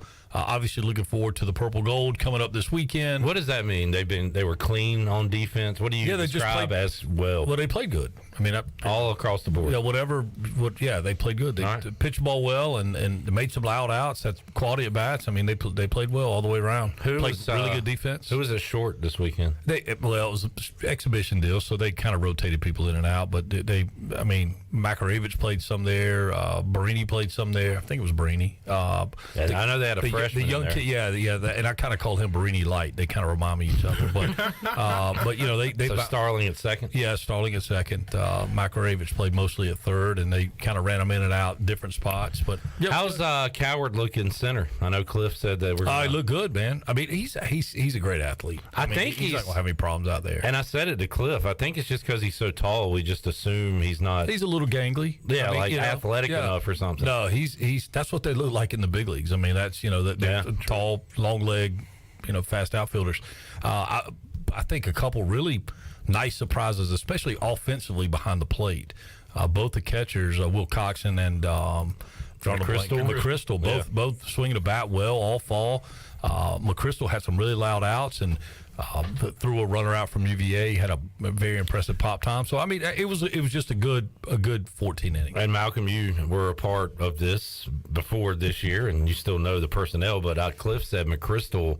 I think it was McChrystal has one of the best arms he's got behind the plate. He may have the best catcher arm I've ever seen. Wow. Yeah. I mean, it is a noticeable difference. How important is that in college-based? They run quite a bit. Yes, everything. Yeah. Well, and if you could show it off well enough, if your feet are good, and then you get the factor of the pitcher holding the runner, it does an efficient job there. They may not run at all, so then it's mission accomplished. Yeah. Right. So I mean, he may have the best arm back there that I've ever seen. And he's around the tag area. I mean, he's a good player, and he's really swung the bat really well this fall, at least in the times that I've seen him. So and that's not taking anything away from Will Coxon. And I think it's, what they're hoping for with those guys is just to prevent the mental lapse. Stay clean through the game. They both kind of one's catching, one's DHing. Yeah. So it was a lot of fun to watch. The pitching staff looked good. Again, just a quality 14 innings. I don't know anything else that they could have done. And obviously, there's things that need to be cleaned up, but it's also the fall. Mike Mullis, good baseball report. That was good for you too, Malcolm. That's what you've been missing. Believe me, I know. I went out yesterday and caught a little bit of it, but I saw they were doing PFPs, and you're right. McChrystal he looked real good behind the plate yesterday, and he had a really good fall, summer. So maybe that's just leading up because Mike, you this just as well as anybody. Freshmen, it kind of takes them a little longer. Some pop quick, some don't, and he's probably one of those guys that didn't get a chance to play a lot last year, but then he played a lot this summer. Just carries right over. Yeah, played a ton, and you worry about that somewhat when a guy comes back and is compounding this number of innings. So it's getting a little late now. Obviously, they're in the short roads. They got three more scrimmages in the purple gold. I guess they're playing 3, and then they'll shut it down. And I think some of the arms have already been shut down that kind of logged a bunch of innings. So and then they go into just trying to get physically bigger and stronger and ready for the winter. You shut down the arms. Does the hitting ever shut down, or is that something you consistently do? And with the indoor they've got now and access and keypads, and they can get in there anytime they want to, you would expect your guys to keep hitting. They may walk away from it for a little period of time, but you're going to expect your guys to keep getting extra work in. Mully, especially with those facilities. You watched any of the World Series so far? You know what? It's been the alternate for me. Like, it's whatever else is on, I'll flip over to it, and so it's a little screwy yesterday with the weather. Tonight it'll probably take more center stage at my house. We do have Maction tonight, so we'll flip back and forth between that and.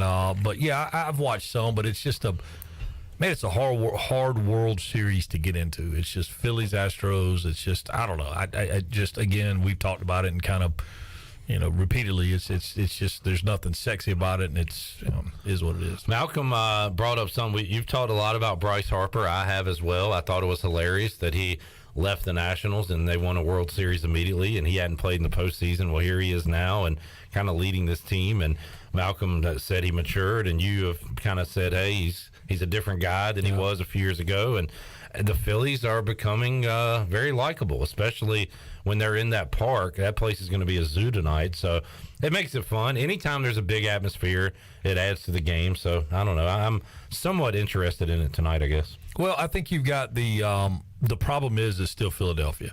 So it's kind of hard. Like, I can't get over the fact that the football fans booed Santa. So I hate Philly. So it's hard for me. Like you alluded to last week or week before that they would maybe become America's team. I think they're just so polarizing. And by that I meant as opposed to everybody cheering against the Astros. Like the phrase that Malcolm used earlier, I hate the Astros. I can't stand the Astros. I feel like they're still part. What is that? Dodgers fans, Yankees fans, Red Sox fans. That would be, automatically rooting for the Phillies. Yeah, I don't know. I don't know if those fan bases you just mentioned would have much interest in rooting for the Phillies, because think about when their teams go there. It's not a very friendly place to play. I don't care what sport you're playing. You probably play checkers there and get booed. I mean, it's just, So I don't know. It's hard for me to convert. And again, I don't care. If I'm completely indifferent. Well, how about individuals? Like, it's even kind of hard to find individuals. I don't have anybody to cheer for. And I'm such Bryce Harper has put a bad taste in my mouth since he was 16 years old, or whenever we saw him first here. Which that's not his fault when he's 16. Well, he's still an ass. I mean, he could not be an ass at 16. Yeah, but a 16-year-old ass is different than a 24-year-old ass. Well, you can keep that kind of stuff to yourself, but I'm just saying. Don't take that out of context. My sons would say pause. So Mully hit him with a pause. Yeah, okay. He's kind of followed that pattern all the way through until right here lately, and it seems like he's kind of gone the opposite direction of Aaron Rodgers. He's kind of come to earth and has probably realized that this stuff isn't a given, that he actually, probably needs to chill out and do the things the right way and earn it. And I think he has. I think he's played. I don't think he obviously has played extremely well in the postseason. I'm on a bad streak of getting canceled here. The Mormons got me the other night, and now I had that line just a moment ago. I'm in trouble. So, well, I mean, think about what you say, son. I know. Okay. Yeah. One of them things. Let's get a break in. We'll come back more with Mike Mullis, Malcolm Gray here on a Tuesday edition of Pirate Radio Live. We'll talk a little football, a little NFL, see if anything's going on in the golf world, and more when we return after this.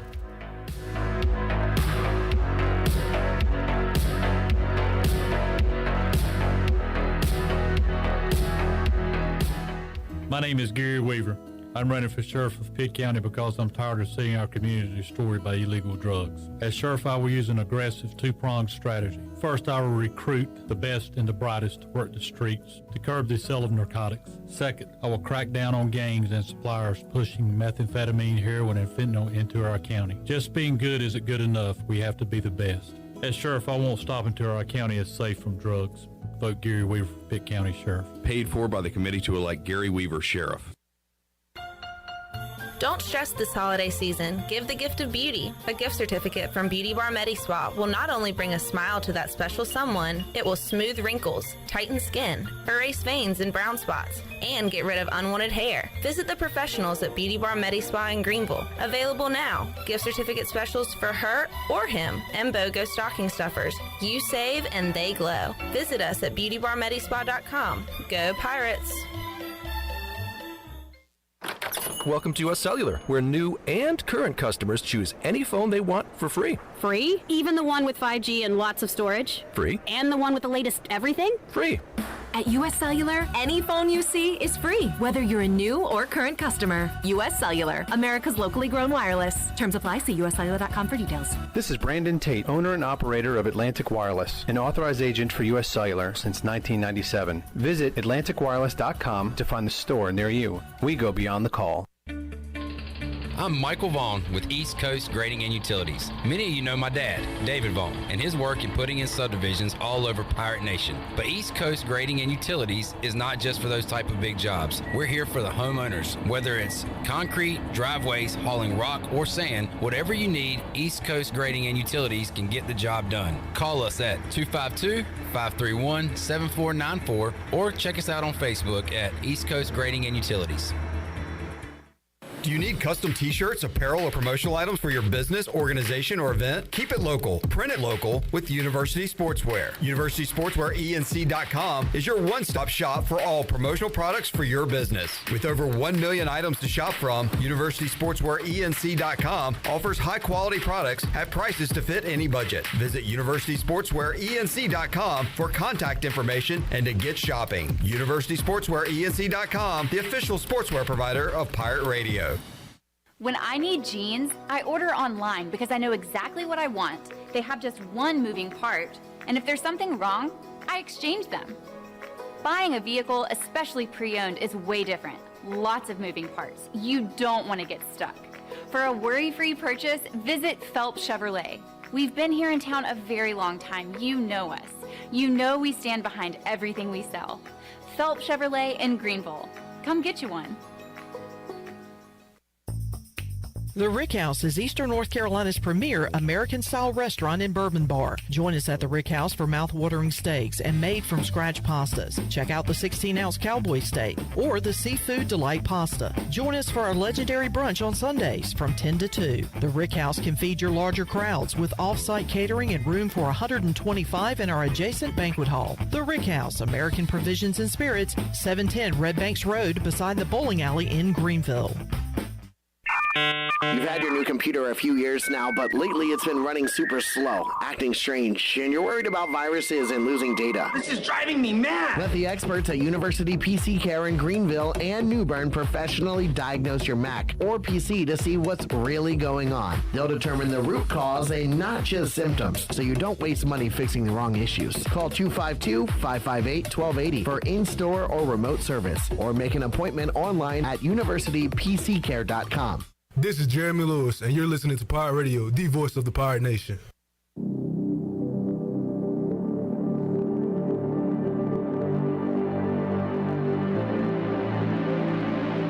You're listening to Hour 2 of Pirate Radio Live. This hour of PRL is brought to you by First Bank. Together with our customers, we're creating a world where individuals and communities thrive. Visit the First Bank location on Arlington Boulevard in Greenville for all your personal and business banking needs. Now, back to the show. Welcome back. Do you need custom t-shirts, apparel, or promotional items for your business, organization, or event? We'll keep it local and print it local with University Sportswear. Contact them today at universitysportswearenc.com, the official sportswear provider of Pirate Radio. Now let's head back into PRL. Here's Clip. Back with you. Talking about family stuff. I love my family. Mully? Absolutely. You love yours? Malcolm? No. What a dumb question. That was not a question. It was a statement. You antagonize me. You act like I am this. You can't make a statement, put a question mark behind it, and still make it a statement. You are doing this. I know what you're doing. I think it's called gaslighting. I think you gaslight me. Wow. Okay. You do. And I don't want to bring anybody else into this. This is me versus you. There's no verses. There is. Right when you walk in the door, it is a match. It is a game that we play, and you always try to win it.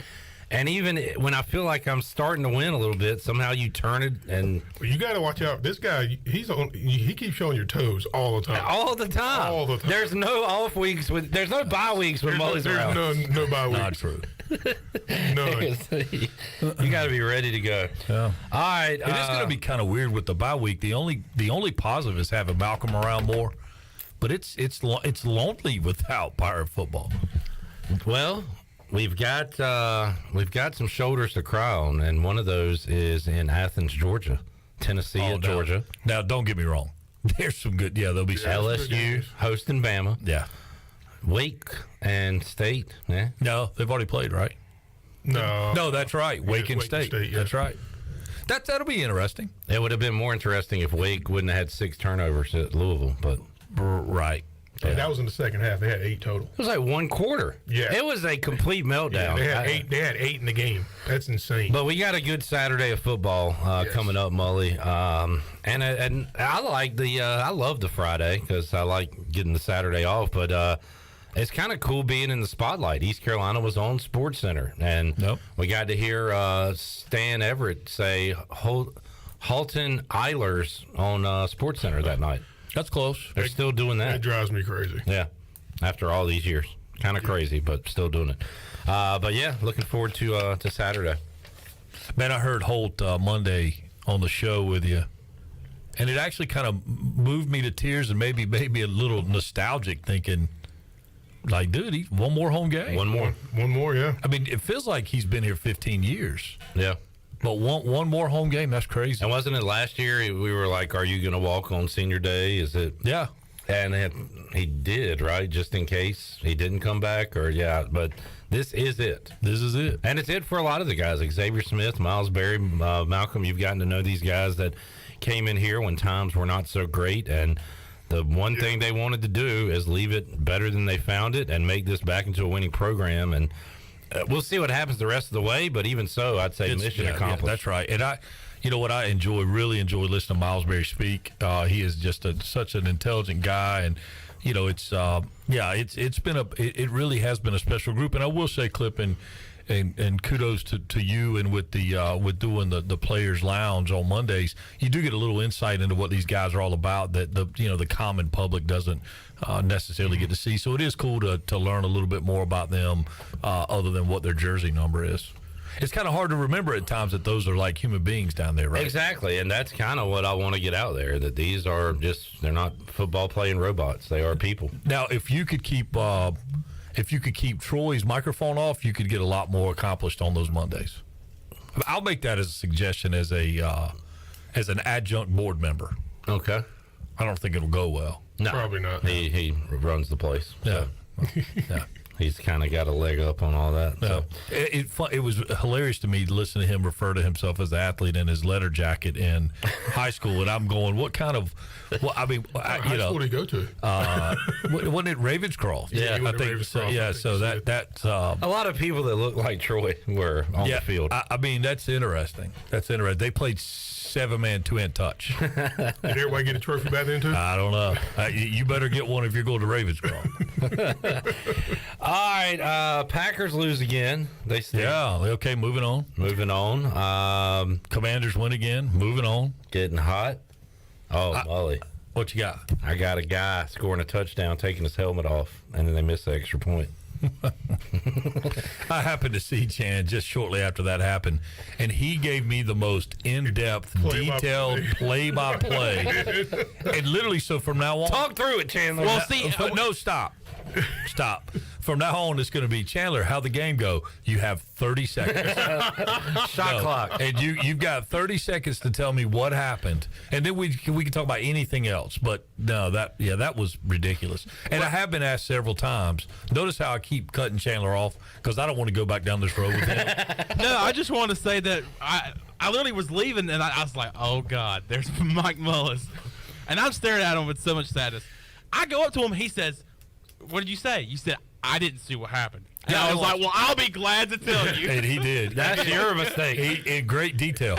And all I was asking was, who won the game? Yeah. You had to know how it ended. It was the craziest. It was the craziest stuff I've ever seen. And I have been asked a couple times, like, if I was coaching, what would I do in that situation?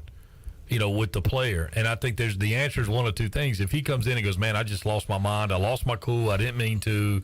It'll never happen again. You fine him and move on. If he doesn't, if he shows no remorse, no regret, he's a professional athlete. What are you going to do, run him? Right. Exactly. What do you trade him? Yeah. Please don't throw me in the briar patch. You're going to trade me away from the Panthers? Well, I mean, send me wherever you want me to go. Yeah, kind of tough for what do you do with it? Action there. Spank him? I mean, what do put his nose in the corner? Make him hang out with David Tepper for a day or something. I mean, I don't know. I mean, you can say cut him, but he is the best receiver and caught a 65-yard touchdown in a crazy play. Right. But one of those deals. Malcolm, how much do you enjoy people watching when all the NFL fans invade your tiebreakers on Sunday and act like lunatics? I mean, you probably see a lot of things. I do, but at the same time, I'm there to hang out with the guys, and we talk about it. I rarely watch any of the games. Oh, I know. I'm just saying there's a lot going on around you while you were just kind of Well, there's also a strategic time of entry where you know that let's let the masses kind of clear out. Let the Cowboys fans and Panthers fans kind of clear out. You just know when the games are. Yeah, we've been in there many times where Cowboys fans, Eagles fans are yelling at one another, and we're just sitting back there. We're like, what the hell is going on? It's a game. You have no bearing over what's Ryan Bailey's getting in fights. Last year, joke, dude. Last year it was a joke. It was the football team versus the Cowboys. I have never seen tiebreakers like that before in my life. The back and forth between those two fan bases. Yeah, it gets a little bit. It's a little bit much. Oh, absolutely. I agree. A bunch of 41-year-old dudes wearing jerseys screaming at each other. It's a little silly. It's my kind of party. I'll see you there Sunday. All right. 1 o'clock. Washington versus Kirk Cousins back in Maryland. Oh, everybody's excited about that. Time. All right. Anything else going on, Mully? You know what? You did mention going to break about golf, and I don't know if you. I read it today. The latest thing is that Xander Schauffele and Patrick Cantlay to the Live Tour. So that's like number 4 and number 9 or 10. I asked Mark Greenhalgh recently because I think Ricky Fowler was leading a tournament or something, and I was like, who's the best golfer yet to win a major? And I don't know if Schauffele and Cantlay. But those are the guys that are like next in line, right? Like you're starting to run out of names here. No, that's it. If you lose those two, man, it greatly tips the scale. And then you look at like the money. Pat Perez, listen, man, Pat Perez is like one of the most likable guys. He seems like he'd be a cool guy to have in your foursome, but he's had a really bad run with the Live Tour. Could be made over $8 million having a bad run on the Live Tour this year. So, but nobody saw it. It happened in a vacuum. Yeah. But at the same time, he made $8 million. So, I mean, it's it's the money. Maybe these guys feel like they have paid their dues, which is just playing golf. But like, hey, we've earned this. Look, it's a grind. We've earned this moment to just get paid and not be seen. And, you know what? That will be like somebody saying, "Well, Clip, all you do is a radio show." It's a grind. No matter what you do in a repetitive nature, I don't care if you work in whatever you do. Yeah. There's some grind to it. Look, I mean, Shirley's grinding right now at an incredible rate. But if you look at what those guys do, the travel, all the things that go into being, a professional golfer, and they didn't just happen to fall there. They had to earn their way there. No doubt. So if Liv can work out a TV deal, which I hadn't heard the latest with them at Fox, but it looked like they were going to basically buy time and say, hey, we'll sell ads, we'll do it all ourselves. We just need you guys to handle the production and airing of it. If that happens, it could be it's going to be tough for the PGA. And then all of a sudden, if you're the Masters, and I think about the Masters above all of them because of the tradition and all that go. Like the Masters to me embodies the PGA, although they're not affiliated. If you look at the Masters is almost put in a position to say we don't have a choice but to let these guys come play. Well, is the Masters too nose in the air saying this is about the course, not the players, and that people will watch it regardless? I hope they're not fooling themselves at that point. Okay. And all they got to do is look at and no offense, I will watch the women's tournament that's the week before the Masters or 2 weeks before the Masters to look at the golf course, but I'm going to watch that about maybe parts of days. Unlike when the men, when the PGA Tour, when the tour players are there, I'm pretty well locked in for the 4 days and the practice round. I mean, I want to see the par 3. I want to. You take those guys out of it, man. It's a whole different deal. Right now, all the PGA's got is like just hoping Tiger's pumped full of steroids and he and Rory can play every week. I mean, is that what they got right now? Well, I mean, really. Name 10 guys. I can't. I mean, I was hoping you could. I don't can't. know. I mean, I guess. I mean, I'm in complete agreement with you. I guess you've got the John Rahms and the. Yeah. You've got JT. You've got Rahm. You've got Rory. So you got a few, but like. The problem is to have a quality of field, you have to have depth. Yeah. And there's no depth of field. And I think is it an accident or is it like? Well, of course they did. You just had Ricky that was in the Sanderson Farms that ended up finishing second. He hasn't won since Moby Dick was a minnow. And finishing first was Keegan Bradley, who was like 4 years since he's won. Is that a coincidence? Do those dudes win?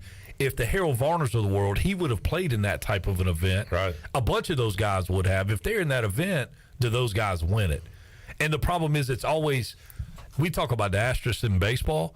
There's going to be asterisks beside all of these PGA Tour wins. Oh, yeah. Because they're not playing the best field. Tour wins, major wins, all the cuts, all that stuff. And the irony of it all is the PGA money's going to go up, although the product is absolutely because they're going to keep coming up with ways to try to like battle the live on the coolness scale. Like we're doing this purse. Yeah, and this goes back to Liv made them do this. Mm-hmm.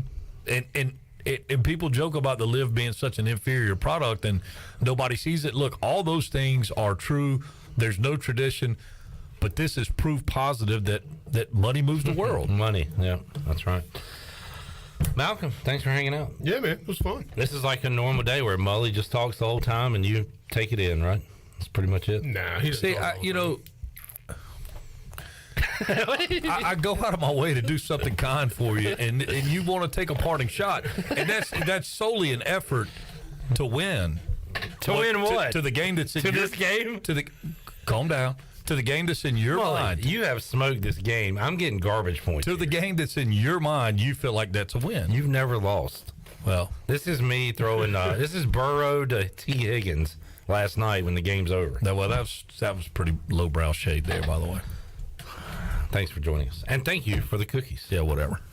Mike Mullis. Malcolm, it was good to see you. Good seeing you, brother. Thanks for having me on earlier. Let's take a break. We'll come back and talk to the voice, Jeff Charles. He will join us on the Pit Electric Live line when we roll on a Tuesday edition of Pirate Radio Live. Back after this.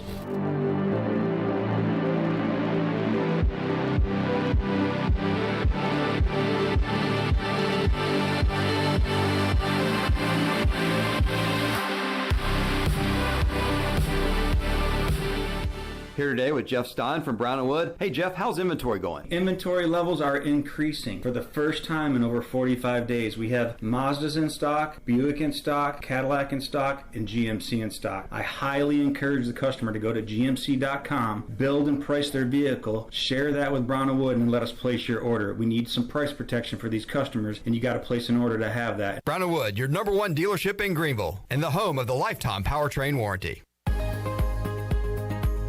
Hello, Eastern North Carolina. If you're looking for a great place to work with competitive pay and a multitude of advancement opportunities, Pitt County Schools is hiring. We employ over 3,500 people, and we're one of the largest employers in our community and region. Pitt County Schools is currently seeking teachers, bus drivers, school nutrition personnel, facility staff, custodians, clerical staff, and more. We offer advanced leadership opportunities for our educators and competitive pay for our skilled labor force. Come work for a diverse, thriving school system and be an important part of ensuring success for the students of Pitt County who are the future of Eastern North Carolina. To fill out an application, visit our website today at pittschools.org. That's pittschools.org. And remember, education is truly a team effort. Pitt County Schools. Live and lead.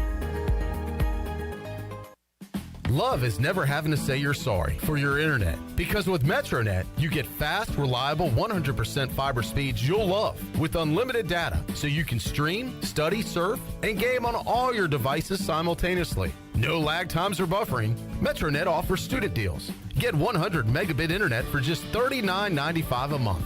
Switch to MetroNet today at metronet.com/switch. MetroNet. Love your internet. Fall isn't just for football, it's a great time for something new to wear as well. And Russell's Clothing in downtown Washington has everything you need for game day as well as any other day for men and women. Whether it's dress, casual, or even a formal occasion, Russell's has you covered. Russell's has served Eastern North Carolina and beyond for 39 years with quality clothing and personal service. We are proud supporters of ECU athletics and invite the Pirate Nation to shop Russell's in downtown Washington, the home of Russell's Clothing. Go Pirates! Hey Pirate Nation, this is Holt Nailers for my friends at ArcPoint Labs. Just as I trust my teammates, you can trust ArcPoint Labs to give you quick and accurate results for your laboratory testing needs. ArcPoint Labs provides insights and solutions to enable individuals, businesses, and communities to make informed decisions on their health, safety, and well-being. Visit any of the 6 Eastern North Carolina ArcPoint Labs locations or go to arcpointlabs.com. Go Pirates! This is Talbot Green with Angel Oak Home Loans. If you're looking to purchase a home, it is still a great time, and being pre-qualified before you begin shopping is an advantage. At Angel Oak, we offer a wide variety of programs ranging from conventional, government, and portfolio loans that can fit most financial situations. To get started, contact our experienced team of Talbot Green, Braxton Green, Joanne Weir, or Wanda Hager at 751-2060. NMLS 1719250, Equal Housing Lender. Hey, Ellerby, have you tried our new menu at Clean Eats? I was planning on going there today. Tell me what's new. First of all, you're going to love our new melts. A melts is a quesadilla folded over like a sandwich full of things like beef and queso and chicken parm. Scott, tell me you got more. Man, I do. We have pretzel bites with queso, our fabulous meat and taters wrap, and we even have Clean Eats mac and cheese, complete with beef or chicken on top. It all sounds awesome. I'm going to head over there now. Fantastic. I hope to see everybody at Clean Eats, 805 Red Banks Road, Arlington Village. Hey everybody, this is David Glenn, and you're listening to my favorite station in Eastern North Carolina, Pirate Radio, the voice of the Pirate Nation.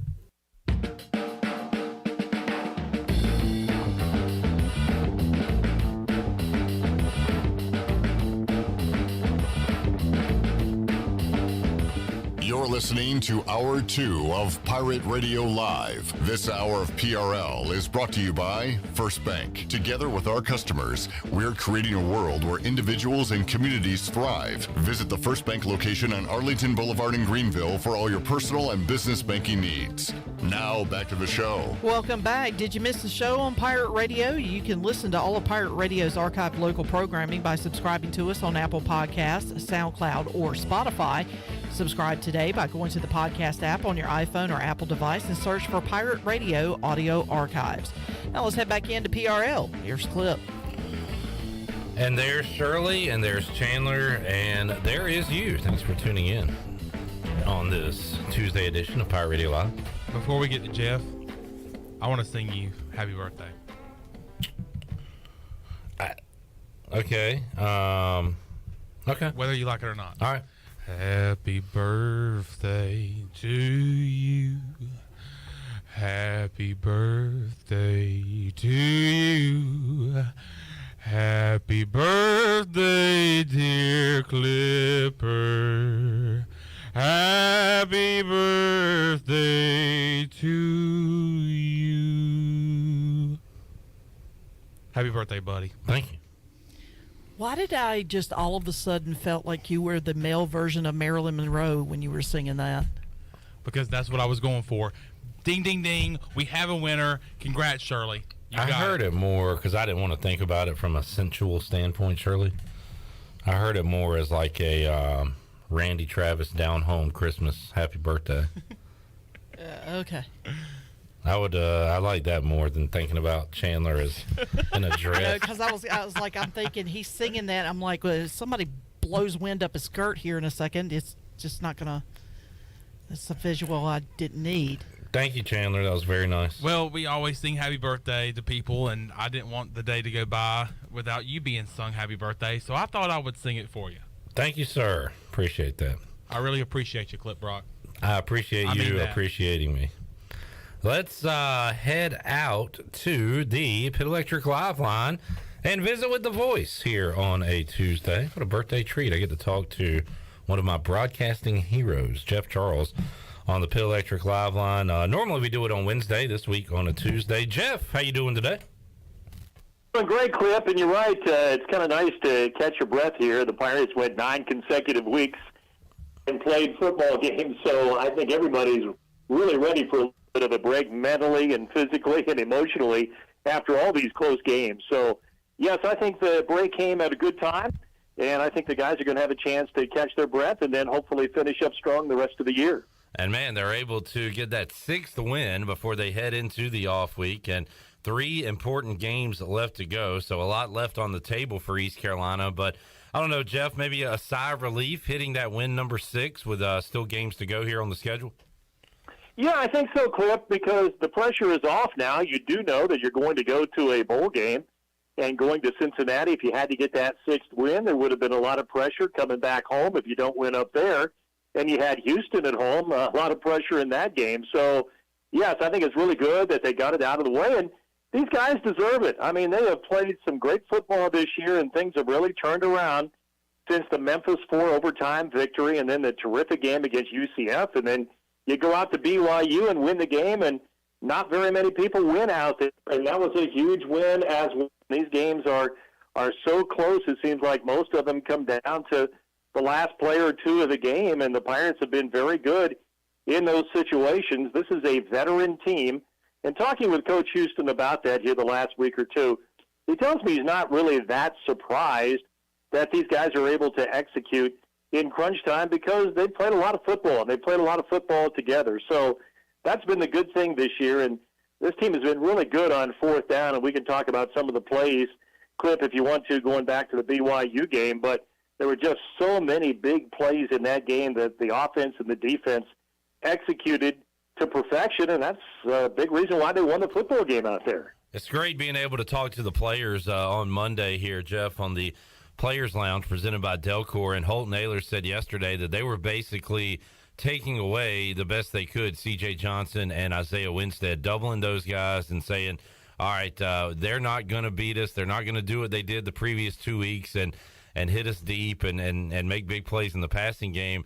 And East Carolina said, okay, let's run the football. And Keaton Mitchell, Marlon Gunn, and even Holt Naylor's down near the goal line running the football with a lot of success against BYU. So that's a sign of a good team, Jeff, that if they're taking away maybe your best option, you can find other ways to win and move the football. And East Carolina was able to do that on Friday night.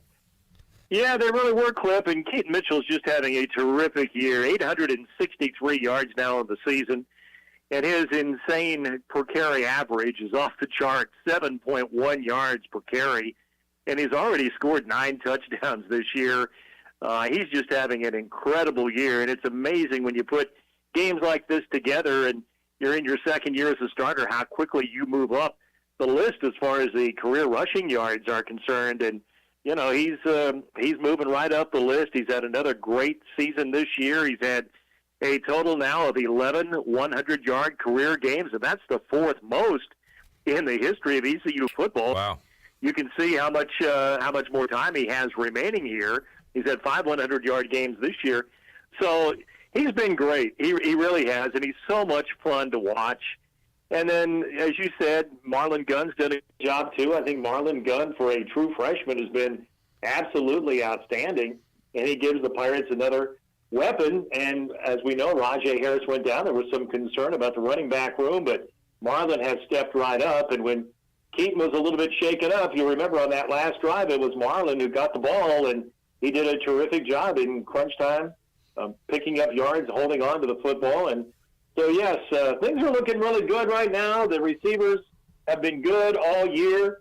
And right now, this offense, as you well know, Cliff, they're clicking on all cylinders. Jeff Charles joining us on the Pitt Electric Live line. And, Jeff, the other night, a few plays there down the stretch. East Carolina goes for it on fourth down. If they don't get it, BYU is a couple of first downs away from maybe kicking a game-winning field goal. So a gutsy call there and a gutsy throw by Holton Ahlers. Isaiah Winstead has a corner on him and a safety over top. He throws it up, and it was certainly pass interference. The cornerback mugged Isaiah Winstead, and then and so you've got that decision that they made to go for it there rather than punt.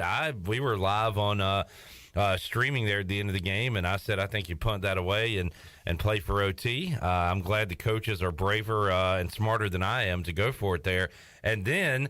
What's the next decision? Do you go for a touchdown or do you line up for a field goal? With, you know, the issues they've had kicking field goals this year, they decide to get some yards and a great job by the offense and Marlon Gunn to put it right in the middle of the field for Andrew Conrad, who knocks it through. And we played your call on the fifth quarter, Jeff. Great call on that final field goal. But those little decisions there, you know, they could go one way or the other. You could be a hero or a goat in those situations. And East Carolina made the right calls and the right execution the other night.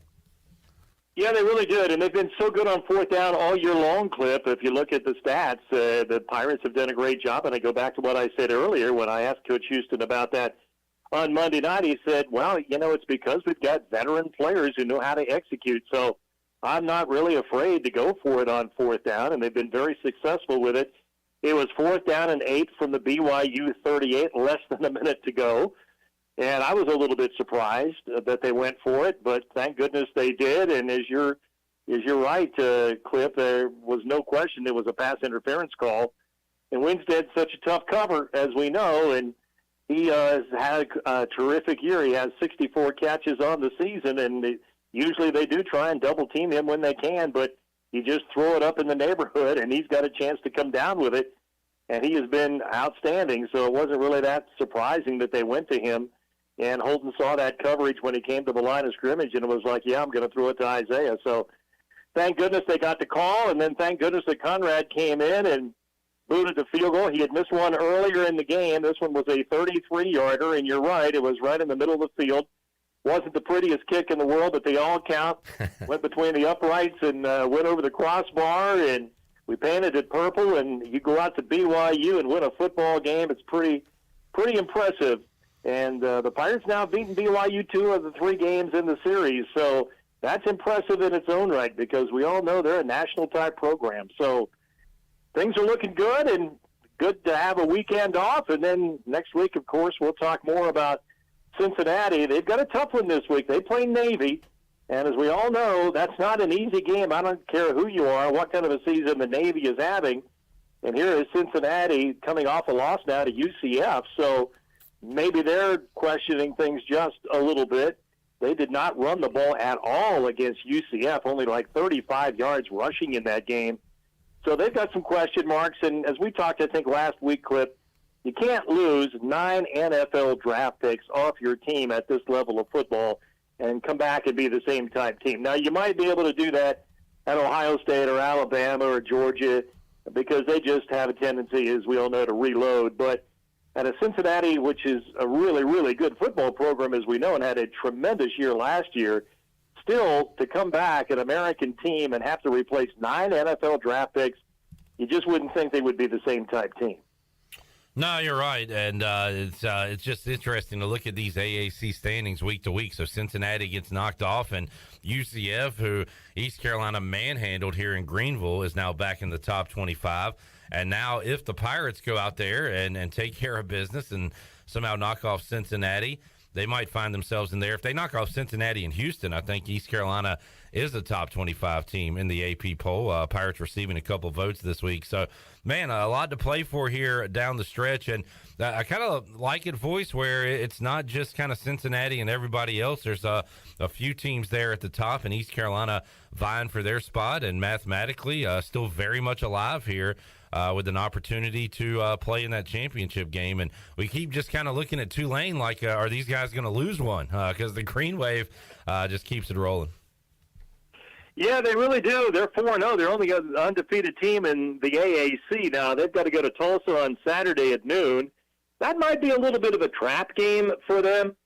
Tulsa's only won one game in the conference. They're 3-5 overall. They're not really very good this year, but I'm sure they're going to be fired up and pumped up to play Tulane, the first-place team. So that's a noon start on Saturday. Isn't it fun, though, Clip, to be scoreboard watching this time of the year? Absolutely. Pirate fan, because we haven't had an opportunity to do a whole lot of that here in the last few years. So now these games on Saturday in the American are very important as far as ECU is concerned. And, you know, we're not talking much about Houston, but they still only have one loss in the conference, and they've turned their season around after a rough start. And so they're 3-1 in the conference, and they're thinking they're right in the middle of the race now. They go to SMU on Saturday night at 7 o'clock. So that's going to be another game that Pirate fans want to watch. SMU is 2-2, so they're kind of playing for their lives in the conference. And then the game that won't have a whole lot of interest, quite frankly, will be the USF at Temple game at 2 o'clock on Saturday. Something's got to give in that one, Clip. They're both 0-4 in the league. Jeff Charles joining us. Pitt Electric Live Line will be able to watch some college football this week. And number 1 versus number 2 going at it in Athens, Jeff, 3:30 on CBS. It'll be Tennessee at Georgia. Other national games include Alabama on the road at LSU.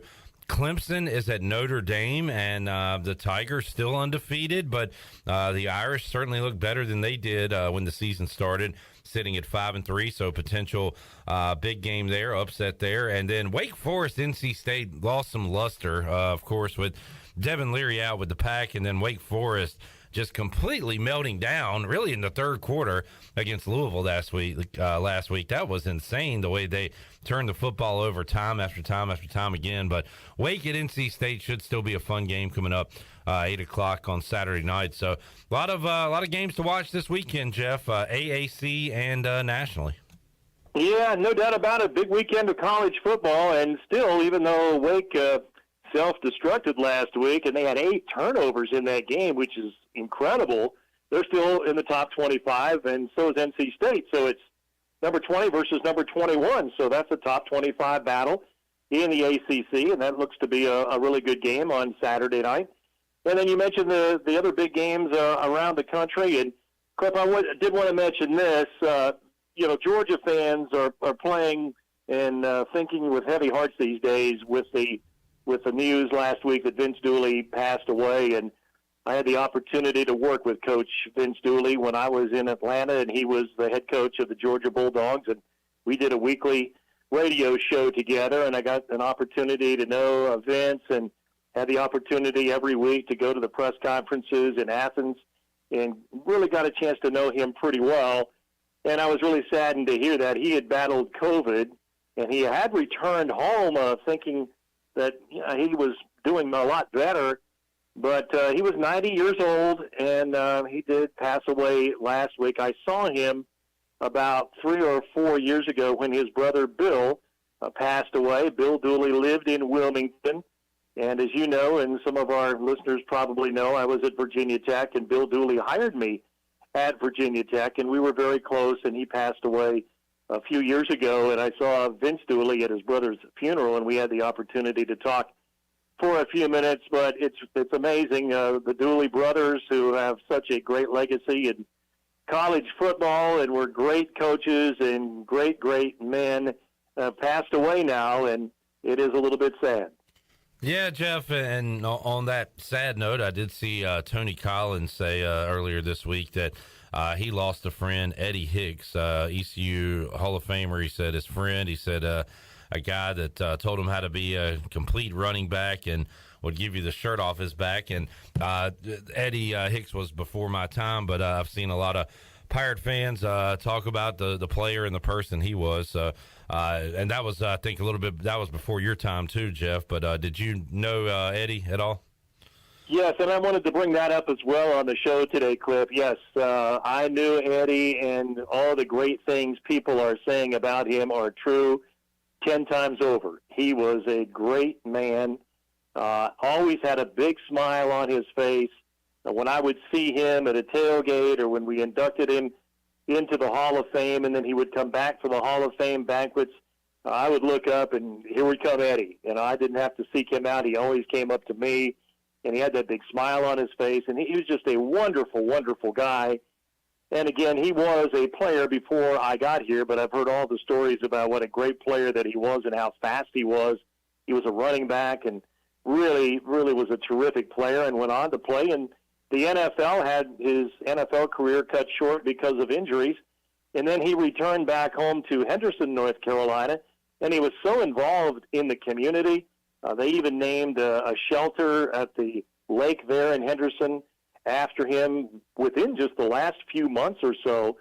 But all the wonderful things that he did for people in his community with the kids. He was part of the rec center there and the rec department, and he took a lot of different kids up there under his wing and really helped them. And then he helped a lot of people in the community, people who really needed a helping hand and needed a meal or needed a place to stay or whatever. He was just a terrific, terrific guy, and I am just so sorry to hear that news. He went in for what we understand was surgery, and a few days after he had the surgery, he had cardiac arrest and passed away. And Eddie was not that old. He was in his late 60s, I believe, and played here in the late 70s, and I was just so sad to hear that, and I will really miss seeing Eddie Hicks around ECU football.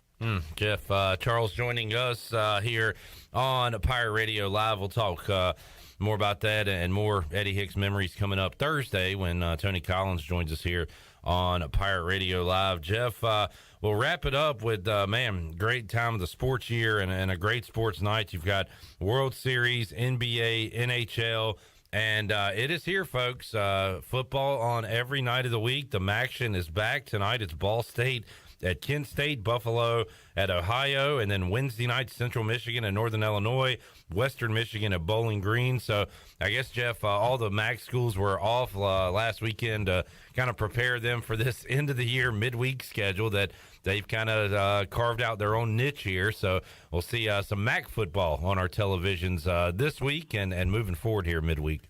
Yeah, lots of luck with the ratings of the World Series on tonight. Yeah. With some of those MAC games, but yeah, you're right. It gives that league national exposure, and we've talked about it before.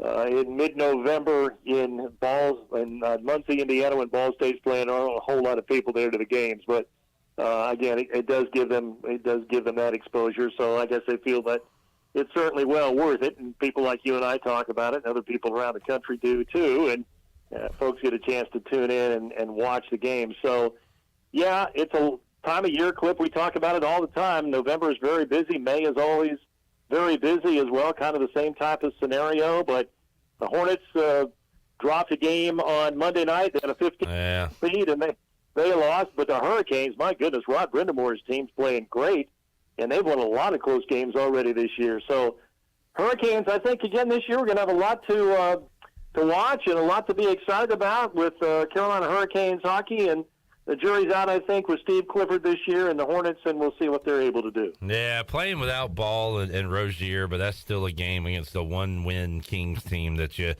wish you could have got there last night. Jeff Charles joining us. Jeff, always enjoy the chat. Have a great weekend off and rest the pipes and get ready for a big finish to this season and a little bowling in December. A lot lying ahead still with this ECU football team. Yeah, we're going to catch our breath this weekend, Clip, because once we get back next week, it's going to be full speed ahead the entire month of November. And then, as you know, we're less than a week away from ECU basketball. Yeah. It's open the season next Tuesday with Mercer in town. So we will have basketball on Tuesday night, leave Thursday to go to Cincinnati. Cincinnati football on Friday night, back home in the wee hours of the morning from that one. And then it's ECU basketball against Presbyterian on Saturday, so it's going to be a real busy week. There you go. Jeff Charles has his calendar full these next couple of months. Jeff, thanks for joining us, and we'll talk to you again soon. Okay, Clip. Always enjoy it. Have a good one. There is Jeff Charles joining us today on the Pit Electric Live Line as the voice gets ready for a little R&R. Well-deserved. And then it's full systems go with Pirate Hoops returning next week to join in with the football. Let's take a break. We'll come back. Hour 3, Pirate Radio Live. We got Bryce Williams joining us. We'll recap East Carolina BYU from Bryce's perspective, talk about the off week, look at what lies ahead with this Pirate football schedule as the 6-3 East Carolina Pirates try to close out the regular season strong. All that and Pirate Radio Outdoors on the way. We're back with you on PRL after this.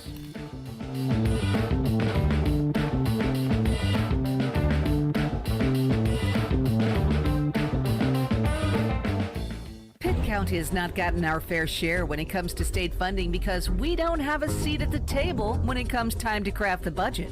While the legislature is controlled by Republicans, 100% of Pitt County's members are Democrats. This despite Democrats only making up 40% of Pitt County citizens. Furthermore, while most of our county has risen to the challenge of the pandemic and new business, as well as new development, the glaring exception is the town of Bethel. Under Mayor Glorestein Brown, the signs of the times in Bethel are for rent, no trespassing, and out of business. What I see happening in Bethel is what I would love to see happen in my district and within the county.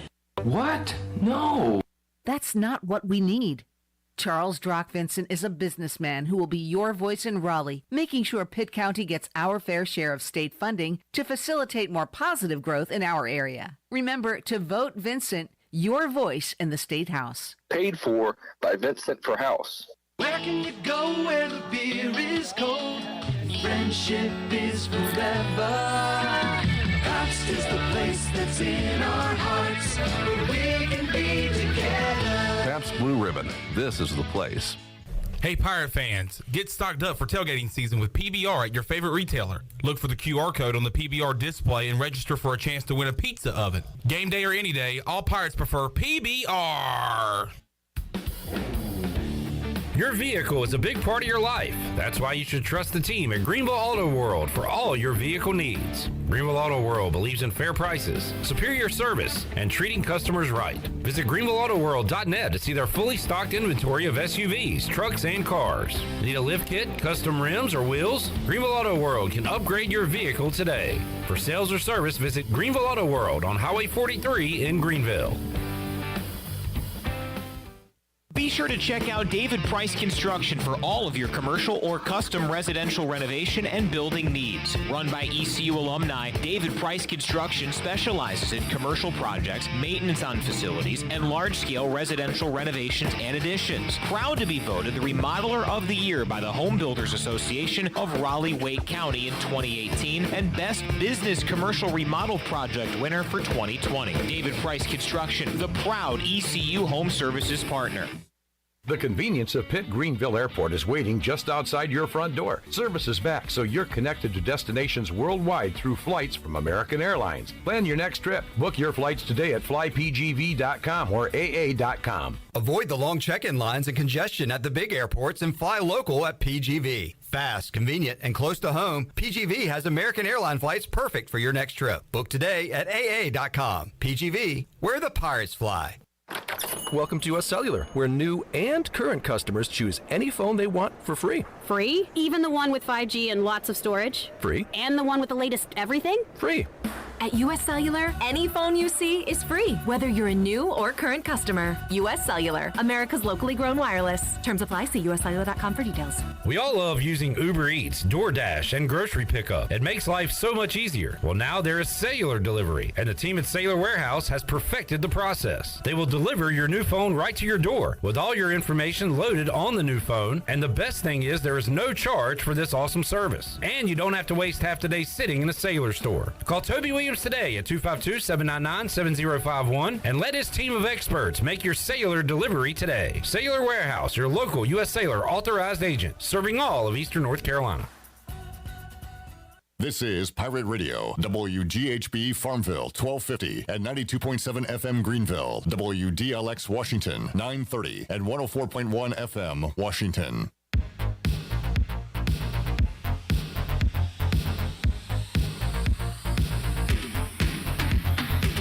You're listening to Hour 3 of Pirate Radio Live. This hour of PRL is brought to you by Bud Light, reminding Pirate fans to stay in the game and drink responsibly. Bud Light, the official beer of the ECU Pirates, and proudly distributed by Carolina Eagle Distributing since 1989. Now, back to the show. Welcome back. Do you want to get rid of wrinkles, tighten and lift your skin, smooth your skin texture, erase veins and brown spots, and get rid of unwanted hair? Are you interested in Botox or filler? Contact the licensed professionals at Beauty Bar Medi-Spa on Red Banks Road in Greenville. Free consultations are available by calling 752-1406 or visiting beautybarmedispa.com. Enjoy your visit. Love your transformation. Now let's head back into PRL. Here's Clip. Alrighty, back with you here on Pirate Radio Live. We got Shirley Rhodes, we got Chandler Honeycutt, and we got former East Carolina tight end Bryce Williams. Hit that Bryce Williams song, Shirley Rhodes. I saw the light, I was baptized by the fire in your touch and the flame in your eyes. I'm born to love again, I'm a brand new man. The brand new man himself, Bryce Williams, is here. How you doing, Bryce? I'm doing good. How are y'all? Fantastic. And Bryce made an appearance on our promo video for David Price Construction, countdown to kickoff. And hey, boys, watch out for that cougar. Mm-hmm. Great line delivered, great acting chops. And hey, Bryce, can you say the line? Can you say the line? Hey, boys, watch out for that cougar. Man. Just like in the movie. He did it, yeah. I bet you've had hundreds of people come up to you this week and just say, hey, say the line. I know. It's been crazy. Lowe's if you go to Lowe's, everybody recognizes you, I guess. Aisle 7 is just crammed with Bryce Williams fans. Section. Paint it purple, Bryce, is what the Pirates did. That's right. And how about a big win over the BYU Cougars on the road as they avenged the loss that Bryce Williams took back in 2015. Yep, thank you. And were able to get that win the other night. And in dramatic fashion, these games continue to go down to the wire. What do you think of the Pirates pulling that one out? That was definitely exciting. I was pretty accurate about the atmosphere of BYU, I would say. They had a pretty packed stadium. And like I said, I guess avenge. Did you say avenge was the word? Avenge. So it felt good for us to go back all the way up to Provo and get that win back. And it was a great performance. Obviously Holton with his 2 touchdowns. Got to see Keaton break 7. What did he didn't quite tick 200 yards, did he? He was flirting with it though. No, not quite, but yeah, huge game. But great performance by him. He two touchdowns. 2 for one like 80 something. I think. Yeah. And so great performance by obviously them, and then obviously the whole other team. It was nice to be able to run the ball too. I think I remember the announcers mentioning how much we're running the ball, but then we'll do a pass, or definitely we're doing a good job of keeping BYU's defense honest. And then of course leading up to the game-winning kick, it was kind of like, oh man, we missed that 142-yarder. So you're like, oh my goodness, you gotta be kidding me. And then I guess actually we won't quite get to the game-winning field goal. And then as you're watching, I think I sent you several texts, and I'm like, what in the world? And that part really started getting frustrating when we kind of made those 2 decisions to go deep, and when we hadn't done it all game, and all we needed was to get in the field goal range. And I couldn't understand that. That was a little frustrating to see at the time. Thank goodness for the PI on the 4th and 8. It was. I think things would have been a little different. At least I guess overtime if that wouldn't have been the case. So we got fortunate there. And then obviously from the new kicker, what was I feel bad. I don't really. Andrew Conrad. Andrew Conrad to sink the game winner as a freshman in that type of atmosphere. I mean, 60-some thousand people I think it holds.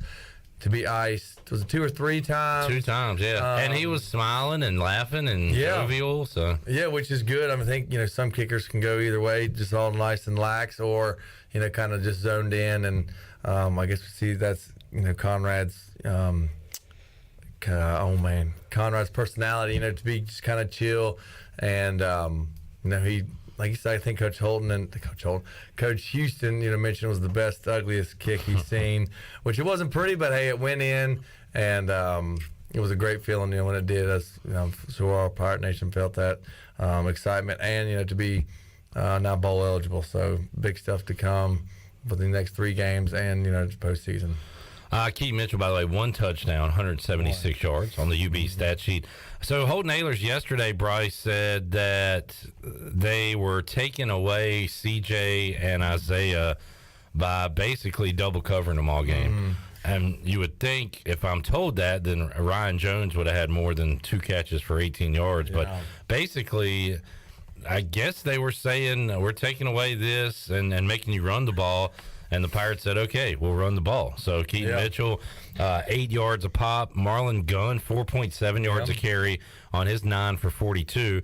And then Ahlers had 2 touchdown runs, so he was able to cash it in the red zone.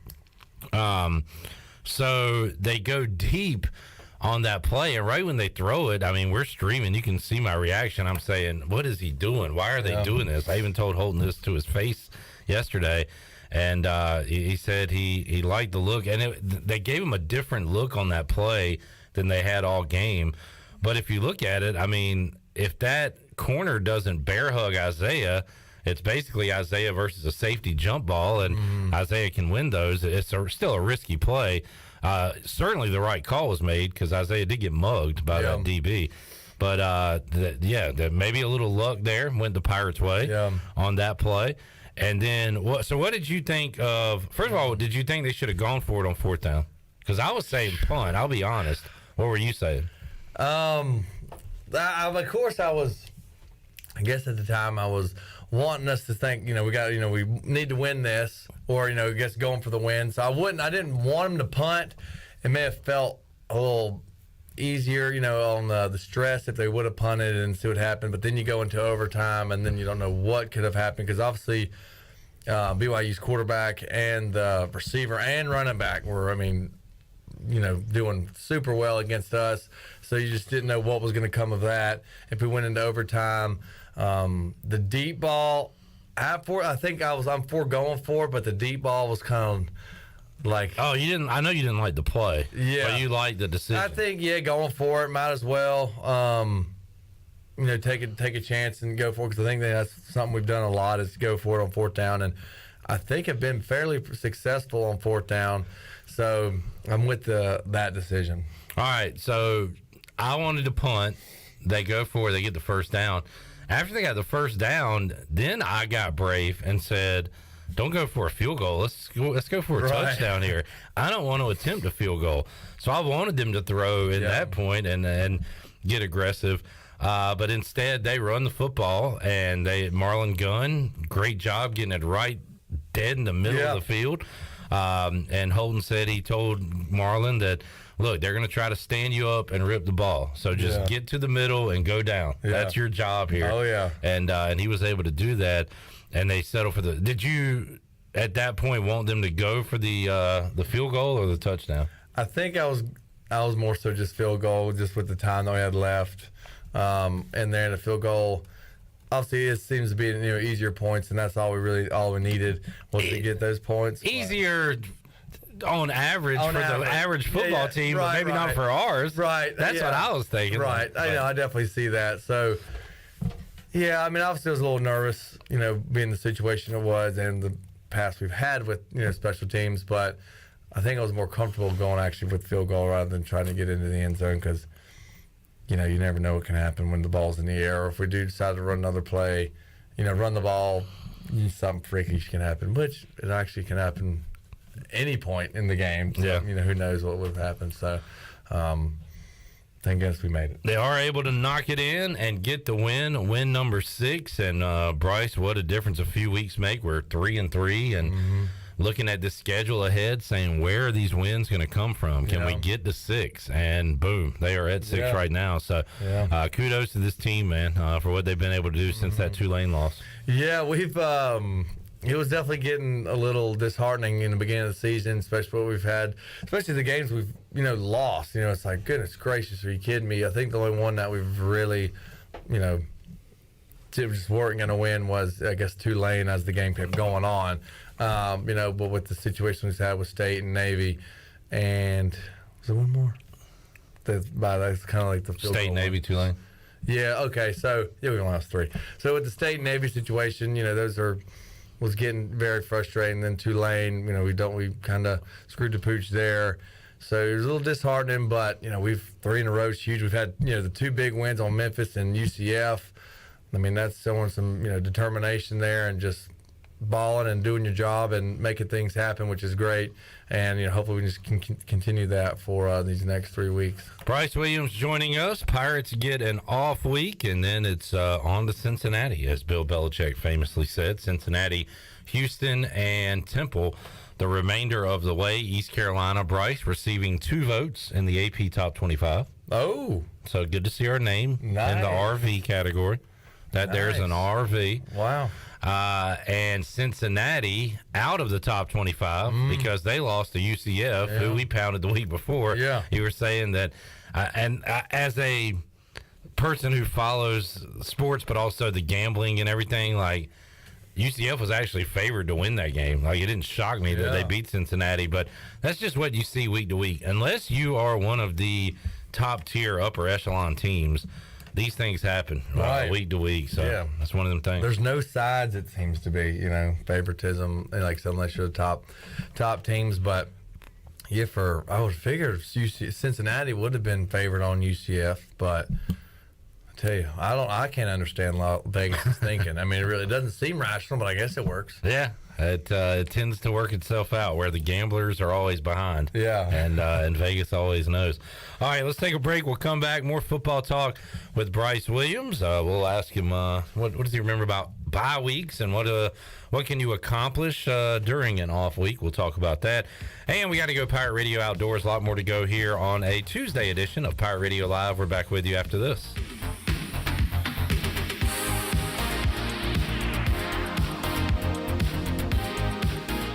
The Buccaneer Music Hall is your beacon of music in the land of pirates. The doors open at noon, 7 days a week.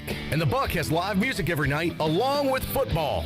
Monday is open mic night the first Monday of each month. Tuesday, it's karaoke with DJ Captain Morgan. Wednesday, it's acoustic night. Thursday, it's the dance party with DJ Kid Scene and live music every Friday and Saturday night with the best bands on the East Coast. Follow the Buck on Instagram for information and schedule of events. This season, party like a pirate at the Buck. Greenville Utilities electric customers will soon be able to receive text notifications in the event of power outages.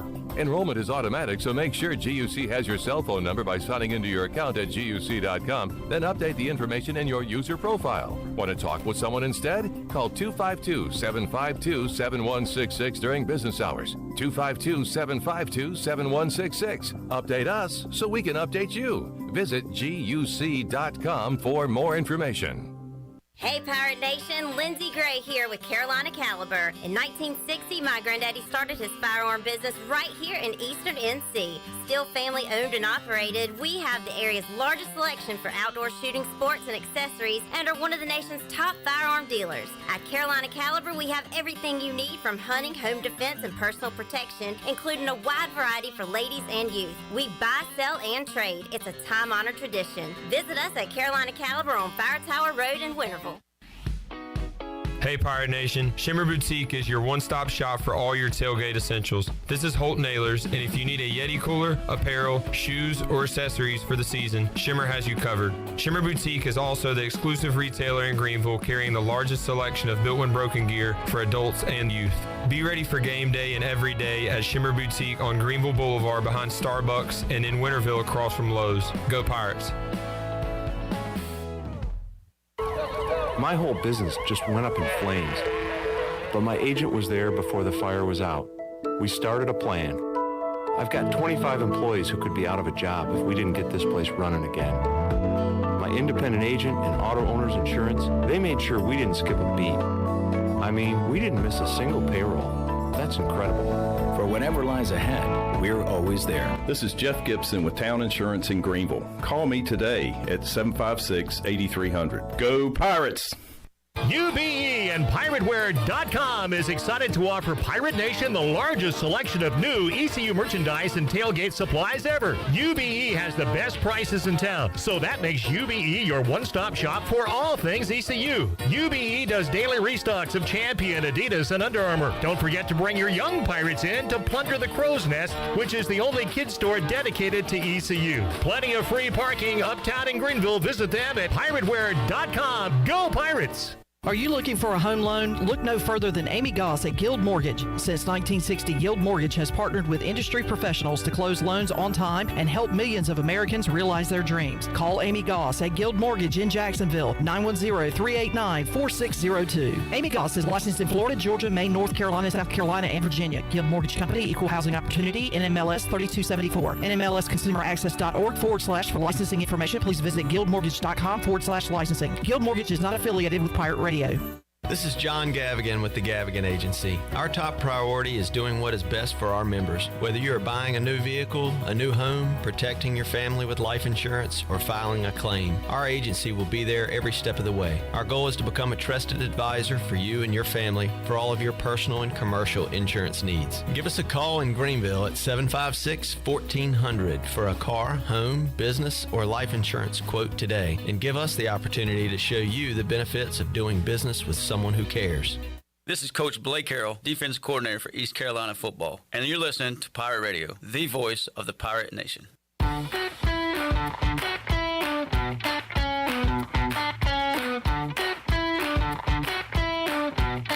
You're listening to Hour 3 of Pirate Radio Live. This hour of PRL is brought to you by Bud Light, reminding Pirate fans to stay in the game and drink responsibly. Bud Light, the official beer of the ECU Pirates, and proudly distributed by Carolina Eagle Distributing since 1989. Now, back to the show. Welcome back. At Angel Oak, they continue to make customer service the number one priority. A local mortgage advisor is the key to your transaction success. The combination of their local team's experience and Angel Oak's wide offerings of products from standard, conventional, government, and portfolio loans has something for every financial situation.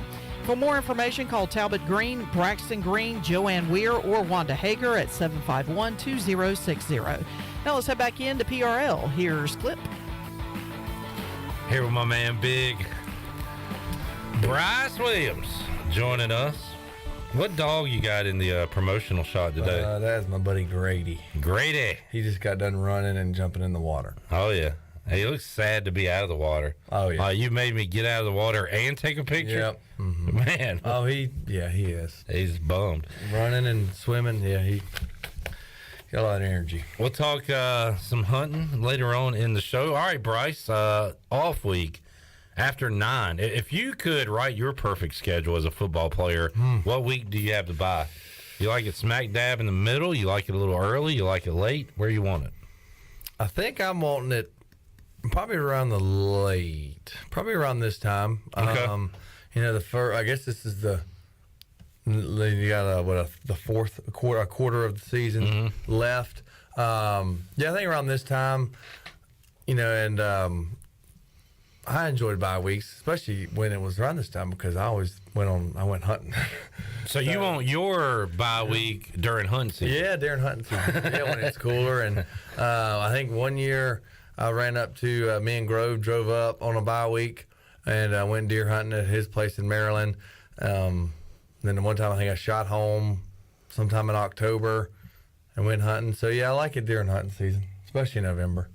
Is there a state around here that does not have a heavy deer population, or pretty much any state you're in? I think now, I'm pretty sure now there's pretty much deer everywhere. Wherever you go. Yeah, pretty much got pretty good population. We have a lot here in eastern North Carolina. I mean, and in North Carolina in general. I mean, we can kill 6 deer.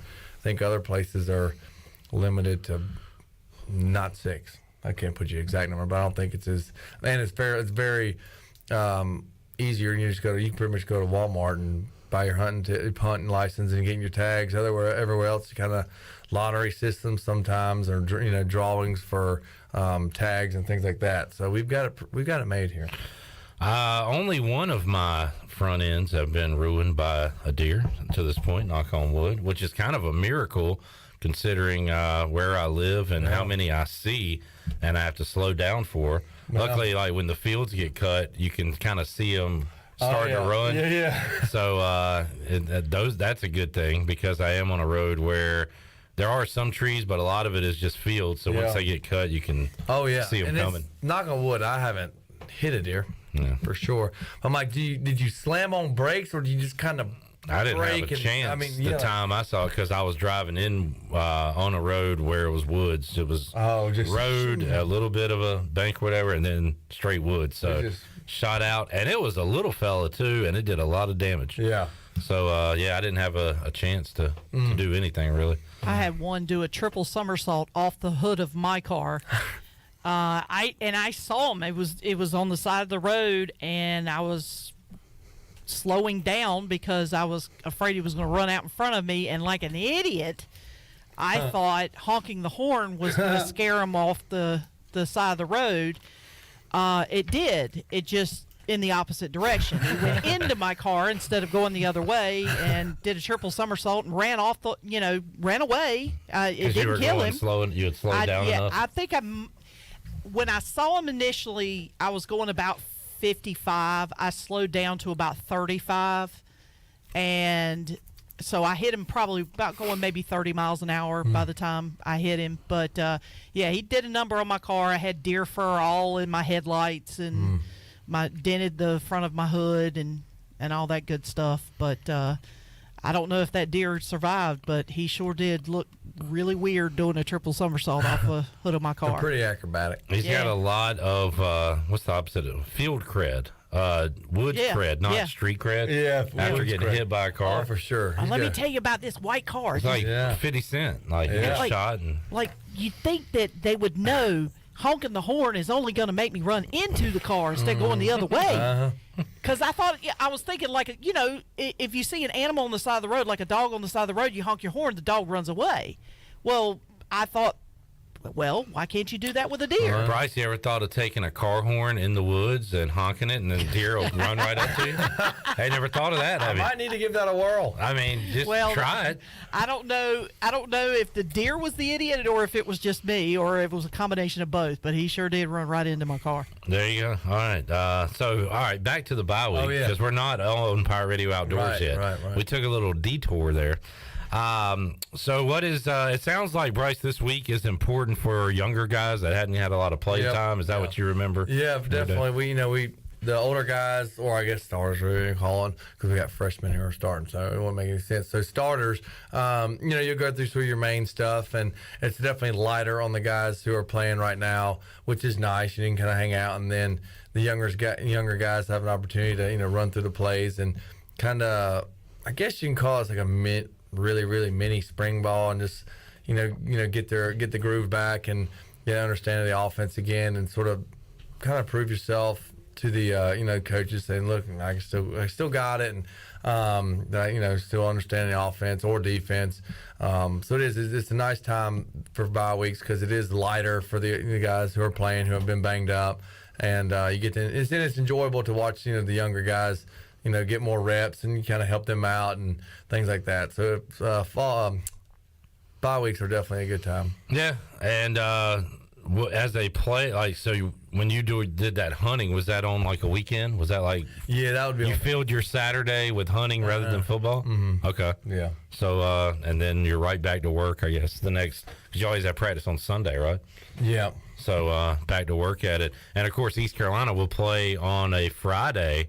So it'll be a short week for Cincinnati, who plays Navy, and the Pirates will kind of get to plan for that earlier day, which isn't a huge deal, right? I remember asking Tony Collins about it. He said playing on a Friday is not that bad compared to a Thursday. Yeah, it's not too big of a deal. They, like I said, the coaches and everybody do a good job of scheduling things and kind of stay in your routine and just push things back a day, and nothing really changes to make anything different. Sounds like the guys on the Players Lounge, Xavier Smith, Jeremy Lewis, Holden actually, and he always says he's fine, but it feels like he feels better now than he did maybe a few weeks ago, health-wise. At least it seemed that way.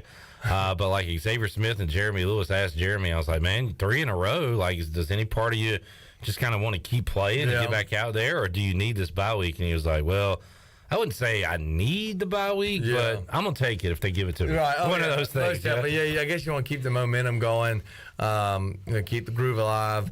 And but it is good to just rest and get a lot more treatments in, get off your feet a little bit. I mean, like I said, practices are lighter, because those guys, they're young, but, they don't know. I mean, their body does need rest, even if they don't feel like they are. Because sometimes you kind of don't listen to your body as much, and you kind of just more so mentally like, I'm good. We gotta keep going. Gotta do it. Pirate Radio just put out some pictures. Mason Garcia slinging it around, so probably seeing some new guys getting reps. Anytime you see a player with sunglasses on, you probably know it's a bye week. So kind of chilling over there. But the Pirates are working out on the field, and some younger guys or as you said, I guess second, third, fourth stringers getting some reps on the field. So that's a good thing. And I've seen the leaves change. I've seen the pictures. And always, it was always nice when you kind of get a break from the heat and you're like, oh man, it's football weather. Like when you got 50-degree days, I mean, it is great to be out on the field. But I guess I can't really say that for these guys right now because it's 78 degrees. And, feeling like it's late spring ball. So, this is a hot November. It was always nice when actually, oh man, this is football weather. Like I always liked a gloomy, cloudy, light mist, foggy practice. All right. It just felt good out there. That's your preferred practice weather. Mm-hmm. All right, Bryce Williams joining us. A good weekend to have off if you are a college football fan, and we'll look forward to our Pirates next Friday. But number 1 versus number 2, and Tennessee, to this point, I think no matter what happens against Georgia, has proven that they certainly belong. They beat Alabama. The way they handled Kentucky last Saturday night, I watched some of that game, was very impressive. And now they got number 1 Georgia. It's on the road, 3:30 coming up in Athens. Number 1 versus number 2. Always cool to get a number 1 versus 2. And Tennessee deserves that 2 beside their name. So that's coming up 3:30. And then, Saturday night, you've got Alabama, who is trying to keep their championship hopes alive. They take on LSU. And Brian Kelly, all of a sudden, got this thing rolling, 6-2, 4-1 in league play. They're going to be going crazy in Baton Rouge on Saturday night. So you got that one. NC State and Wake Forest, pretty good game in Raleigh at 8 o'clock on Saturday. So big college football Saturday coming up. Yeah, most definitely. This is always exciting. I guess it's not rivalry week yet, but with these big games 1 and 2, I was just thinking back.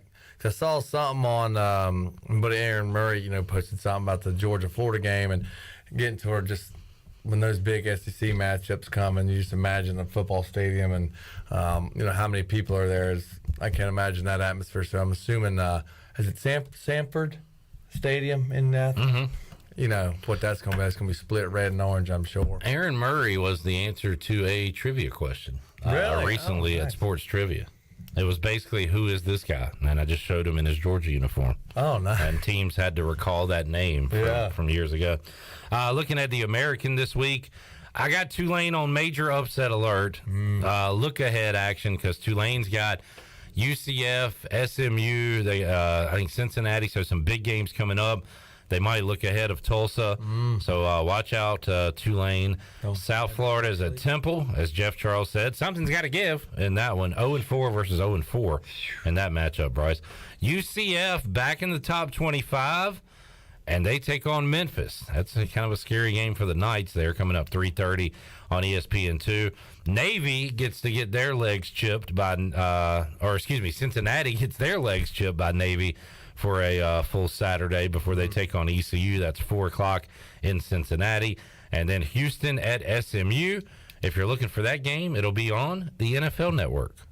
Now, I knew the NFL Network was showing college games. I did not know the American was part of that.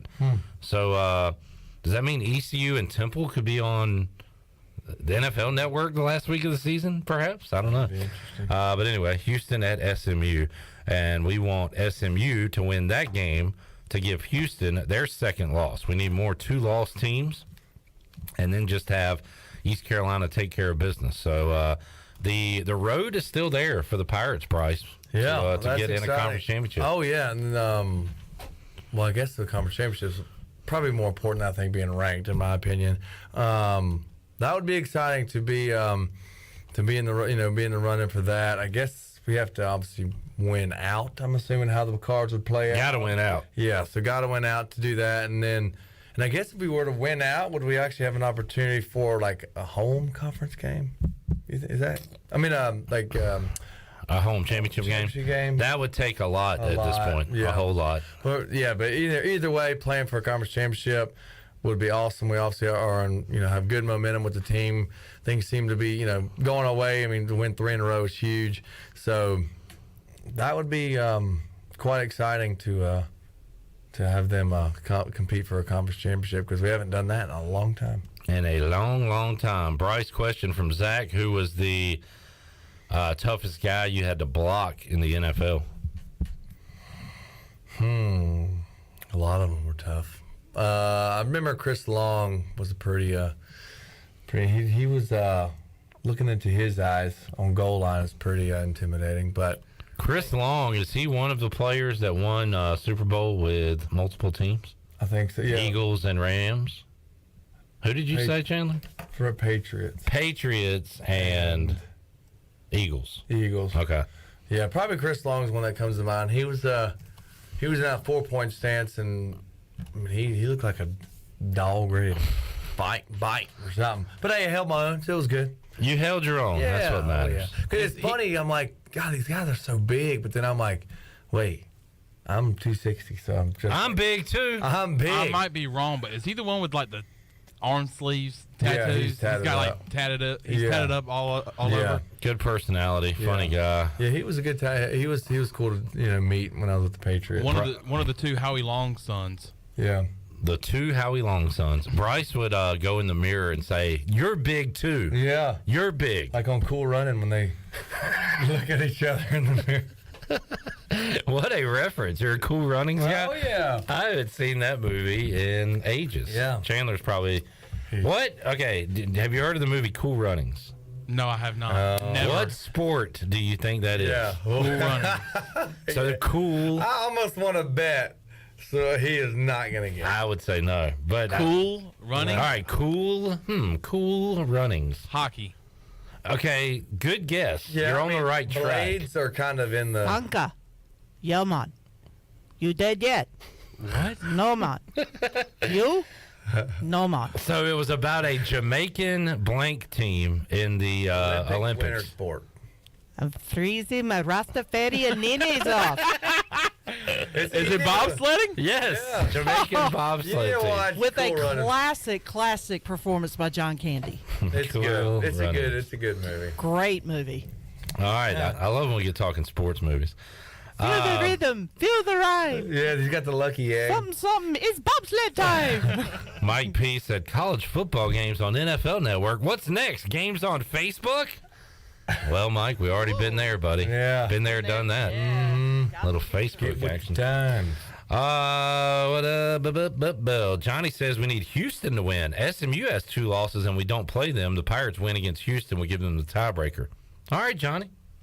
Johnny. He knows what needs to be done.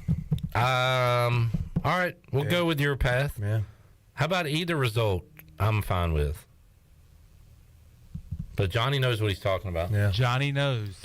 Hashtag Johnny knows. Johnny knows. Johnny knows stats. Johnny was a young boy, right in his bed. Robert says, Clip, what did Troy buy himself for your birthday? Great question, Robert. I do not know the answer. Did I miss your birthday? Well, not yet. Uh-oh. When is it? I mean, what if I told you we were like inside of it right now? Is today your birthday? I mean, what if I told you we are... I'm in the presence of your birth.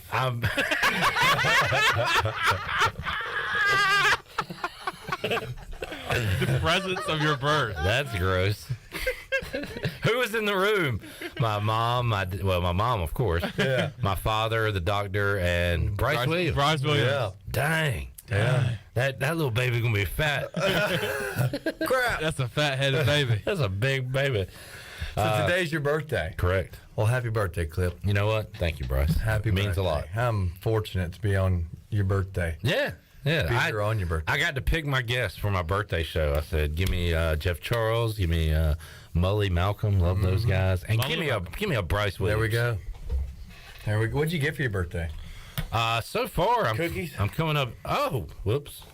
Mike Mullis gave me some cookies. You're welcome to one if you'd like one. My gosh. I already know which one I'm What kind you got in there? I'm going to wait for the break. I got a chocolate chip, a double chocolate chip, peanut butter, and another one.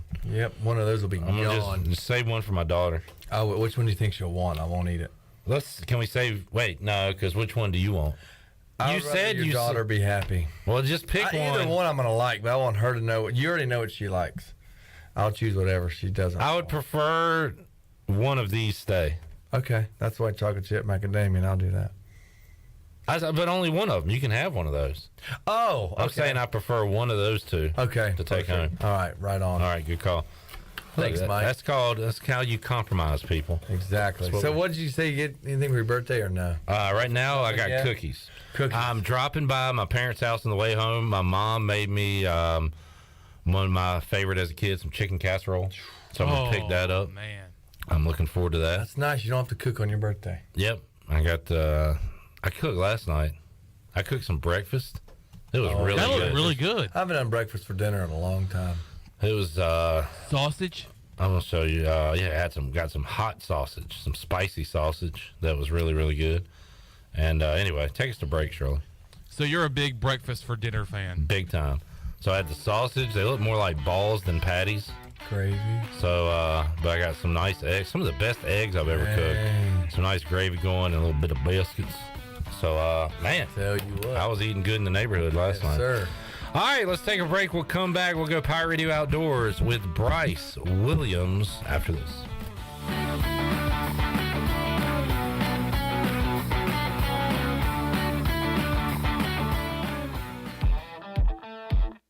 With over 30 locations across North Carolina and southeastern Virginia, Quality Equipment is your local John Deere dealer, where you'll find everything you need for your next project. Our complete lineup of John Deere lawn and garden, agricultural, and commercial worksite equipment comes with years of experience, expertise, and dedication. We know what it takes to get it done right. Stop by today or visit us online at qualityequip.com. Portable, super quiet, and fuel efficient. Honda EU Series generators are ideal for camping, tailgating, home backup power, and more. All feature Honda's CO Minder carbon monoxide detection system for added peace of mind. Select models include Bluetooth connectivity for wireless control with Honda's My Generator smartphone app. Go with a Honda EU Series generator. It's power you can trust. See Ron Ayers Motorsports, Highway 11, north of the airport in Greenville. Familia on Fire Tower Road in Winterville has a brand new updated menu. Open from 4 to 9 Tuesday through Saturday and 11 to 9 on Sundays, Familia has a variety of pizza combinations and classic Italian dishes that are sure to tackle your taste buds. Enjoy Thirsty Thursdays with $3 drafts with several local brews on tap. And who doesn't love brunch? Familia has Sunday brunch from 11 to 2. Follow Familia on social media for their pizza of the week for just $12. Visit online at familianc.com. Familia, that's Italian for family.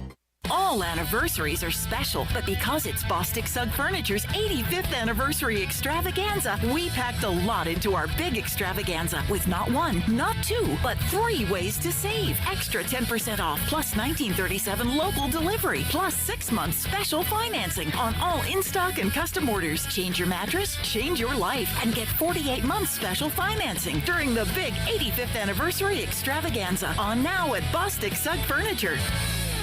Dear past, present, and future football watchers, you know why we're here.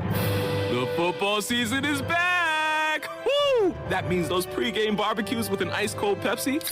Totally back. Your perfectly placed football-watching corner seat back and comfy as ever. 18 Sundays of touchdown scoring, Hail Mary throwing, ice-cold Pepsi flowing football action. You better believe it's back. And since that's too amazing to miss a single second's worth, Pepsi is officially giving you permission to always put football first. And when we say always, we mean always. Like when your lawn is looking less like a lawn and more like a jungle. If the game's on, then the lawnmower ain't. And those gutters you haven't cleaned, today is not their day. Or maybe those in-laws are back in town. Well, better hope they're football fans because your Sunday is completely booked. Long story short, crack open a Pepsi and don't let anything get between you and your football watching. With love, Pepsi, made for football watching. That's what I like.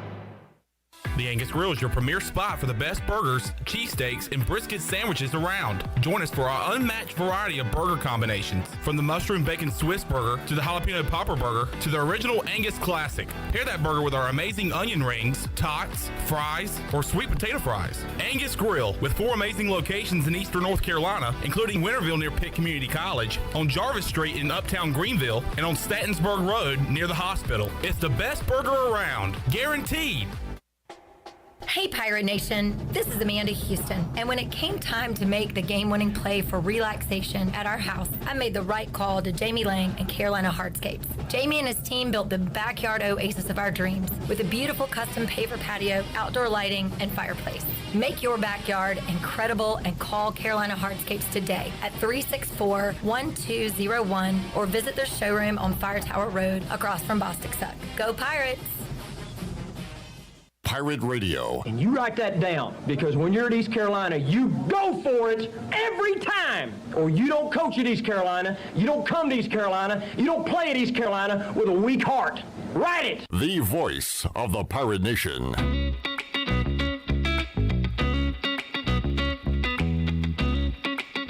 You're listening to Hour 3 of Pirate Radio Live. This hour of PRL is brought to you by Bud Light, reminding Pirate fans to stay in the game and drink responsibly. Bud Light, the official beer of the ECU Pirates, and proudly distributed by Carolina Eagle Distributing since 1989. Now, back to the show. Welcome back. Quality Equipment is your full-service John Deere dealer with 28 locations to serve you. Quality Equipment is open in Winterville next to Sam's Club, or visit qualityequip.com to find the location near you. Now let's head back into Pirate Radio Live. Here is your host, Clip Rock.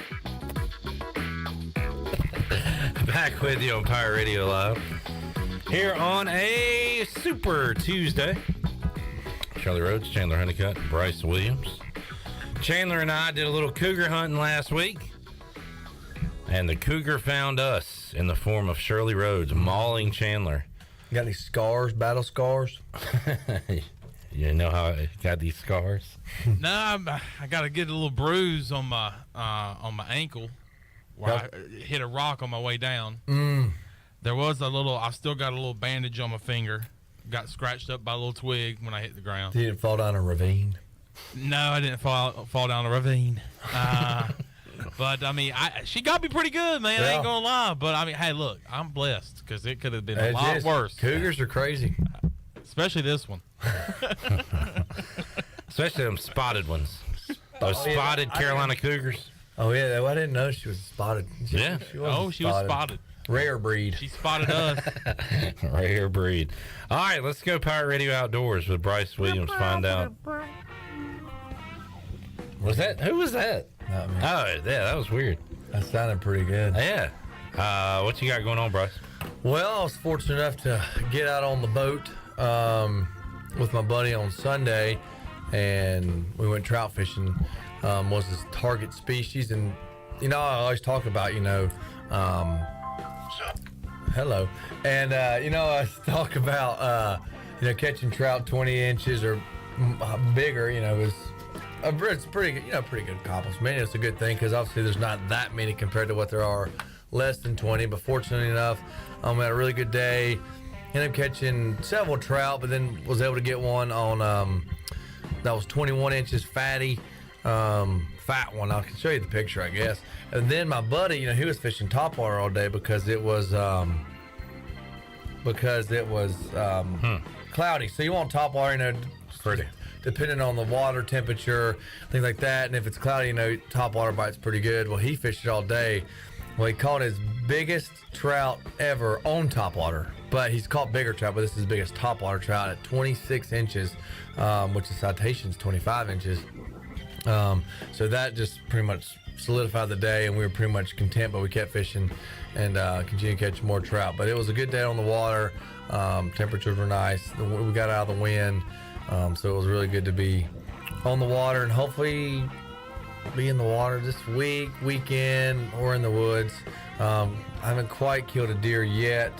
Just sort of wait. Before we get to the deer, we got some fishing questions for you. All right. So Robert says, has Bryce ever fished for tarpon or cobia?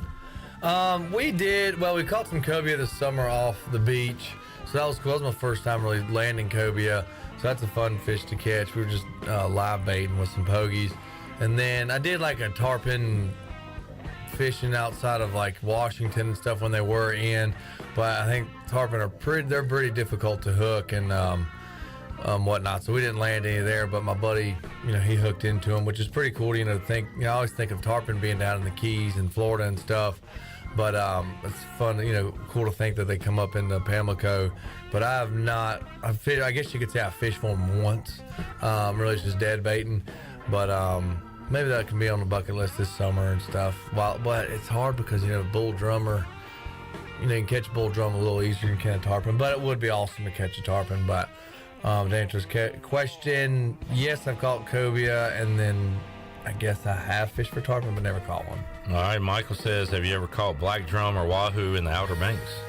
Not the Outer Banks, but fishing out of AB, caught some big wahoo, which is a awesome fish. They're, super pretty fish. They got stripes on them, and black drum, at the Rock Jetty, caught some, I don't know, probably 20 inches, so just good fun size black drum. So, and black drum fight really good, so I have got those on my list. All right, how about hunting wise, what you been up to? Hunting wise, I've really just been putting out corn, trying to just sort of get the wind right and temperatures. I'm not trying to hunt when it's 80 some degrees. I'm trying to decide if I want to still try and stick a deer, a doe with my bow, but now it's getting into the rut, so I'm kind of like, I think I may just wait and do some late season doe hunting. I'm just waiting to get some some shooter bucks on camera. I've had some small ones get on here, like little 6-pointers. I think there's a little 8, and then one actually had a funky rack that came into the picture. I think it was last night. I haven't had really much in the daytime yet, so I'm just kind of playing it right, trying to wait for the right time, since finally we have my own land now to hunt when I want it and when it's right. So still action going on the cameras, but no killing yet. All right, Bryce Williams, Pirate Radio Outdoors. Let's get our final break in. We'll come back, get ready to wrap it up here on a Tuesday after these words.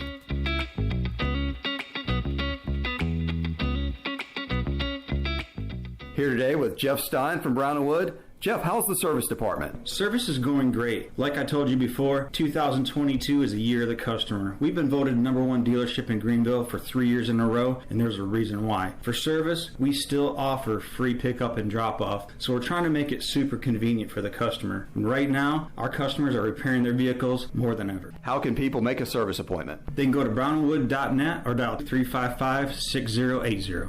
Hey, Troy D here with my good friend Kelvin Rawls from Pest Tech. Kelvin, I just want to thank you and Chris and all the great folks at Pest Tech for such awesome service. You totally eliminated the mosquitoes in my backyard, plus the fire ant problem I was having in the yard. Hey, you're certainly welcome, Troy. I have heard the same thing from all of our customers. With everyone being home, they want to enjoy the outside and being mosquito, fire ant, and pest free. Enjoy all your property from the kitchen to the curb. Visit pesttechofgreenville.com today for complete service.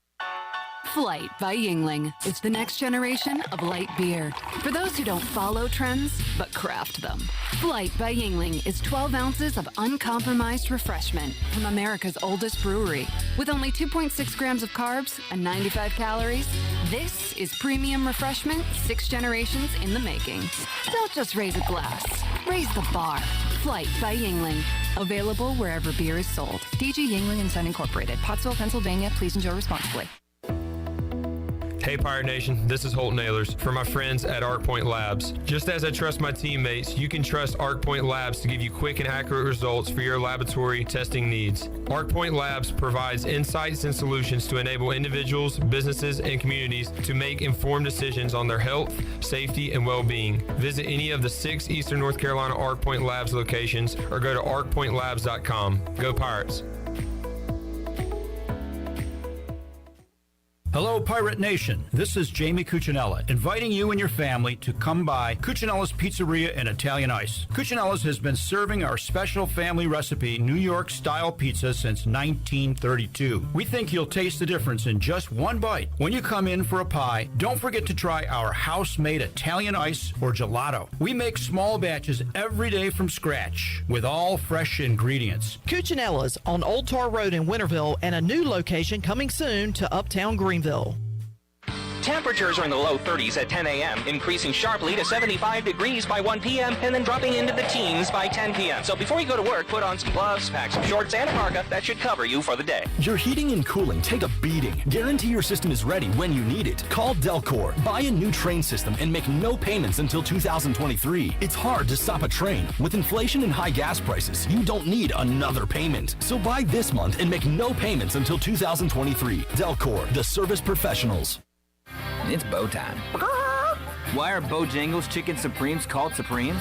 Well, with golden crispy chicken tenderloins this juicy, tender, and full of bold flavor, what else would you call them? Superbs? Nah, that would be weird. Get your Chicken Supremes combo today with a scratch-made biscuit, your choice of fixin', legendary iced tea, and have you heard there's a new sauce in town? Try our new creamy buffalo sauce when you get a Chicken Supremes combo today. It's bow time. Hi, I'm Annalie Newhoff. And I'm Rob Campbell. And we are with CopyPro. We have been locally owned and operated here in Eastern North Carolina for almost 50 years. CopyPro is the leader in office technology. Does your business struggle with keeping printing costs low or producing professional documents? Here at CopyPro, total customer satisfaction is our #1 priority. We have a variety of solutions to help reduce your printing expenses and make your business more productive. Call us today at 1-800-682-6558 or online at copypro.net. CopyPro, we are the professional office systems people. This is Keaton Mitchell, and you're listening to Pirate Radio, the voice of the Pirate Nation.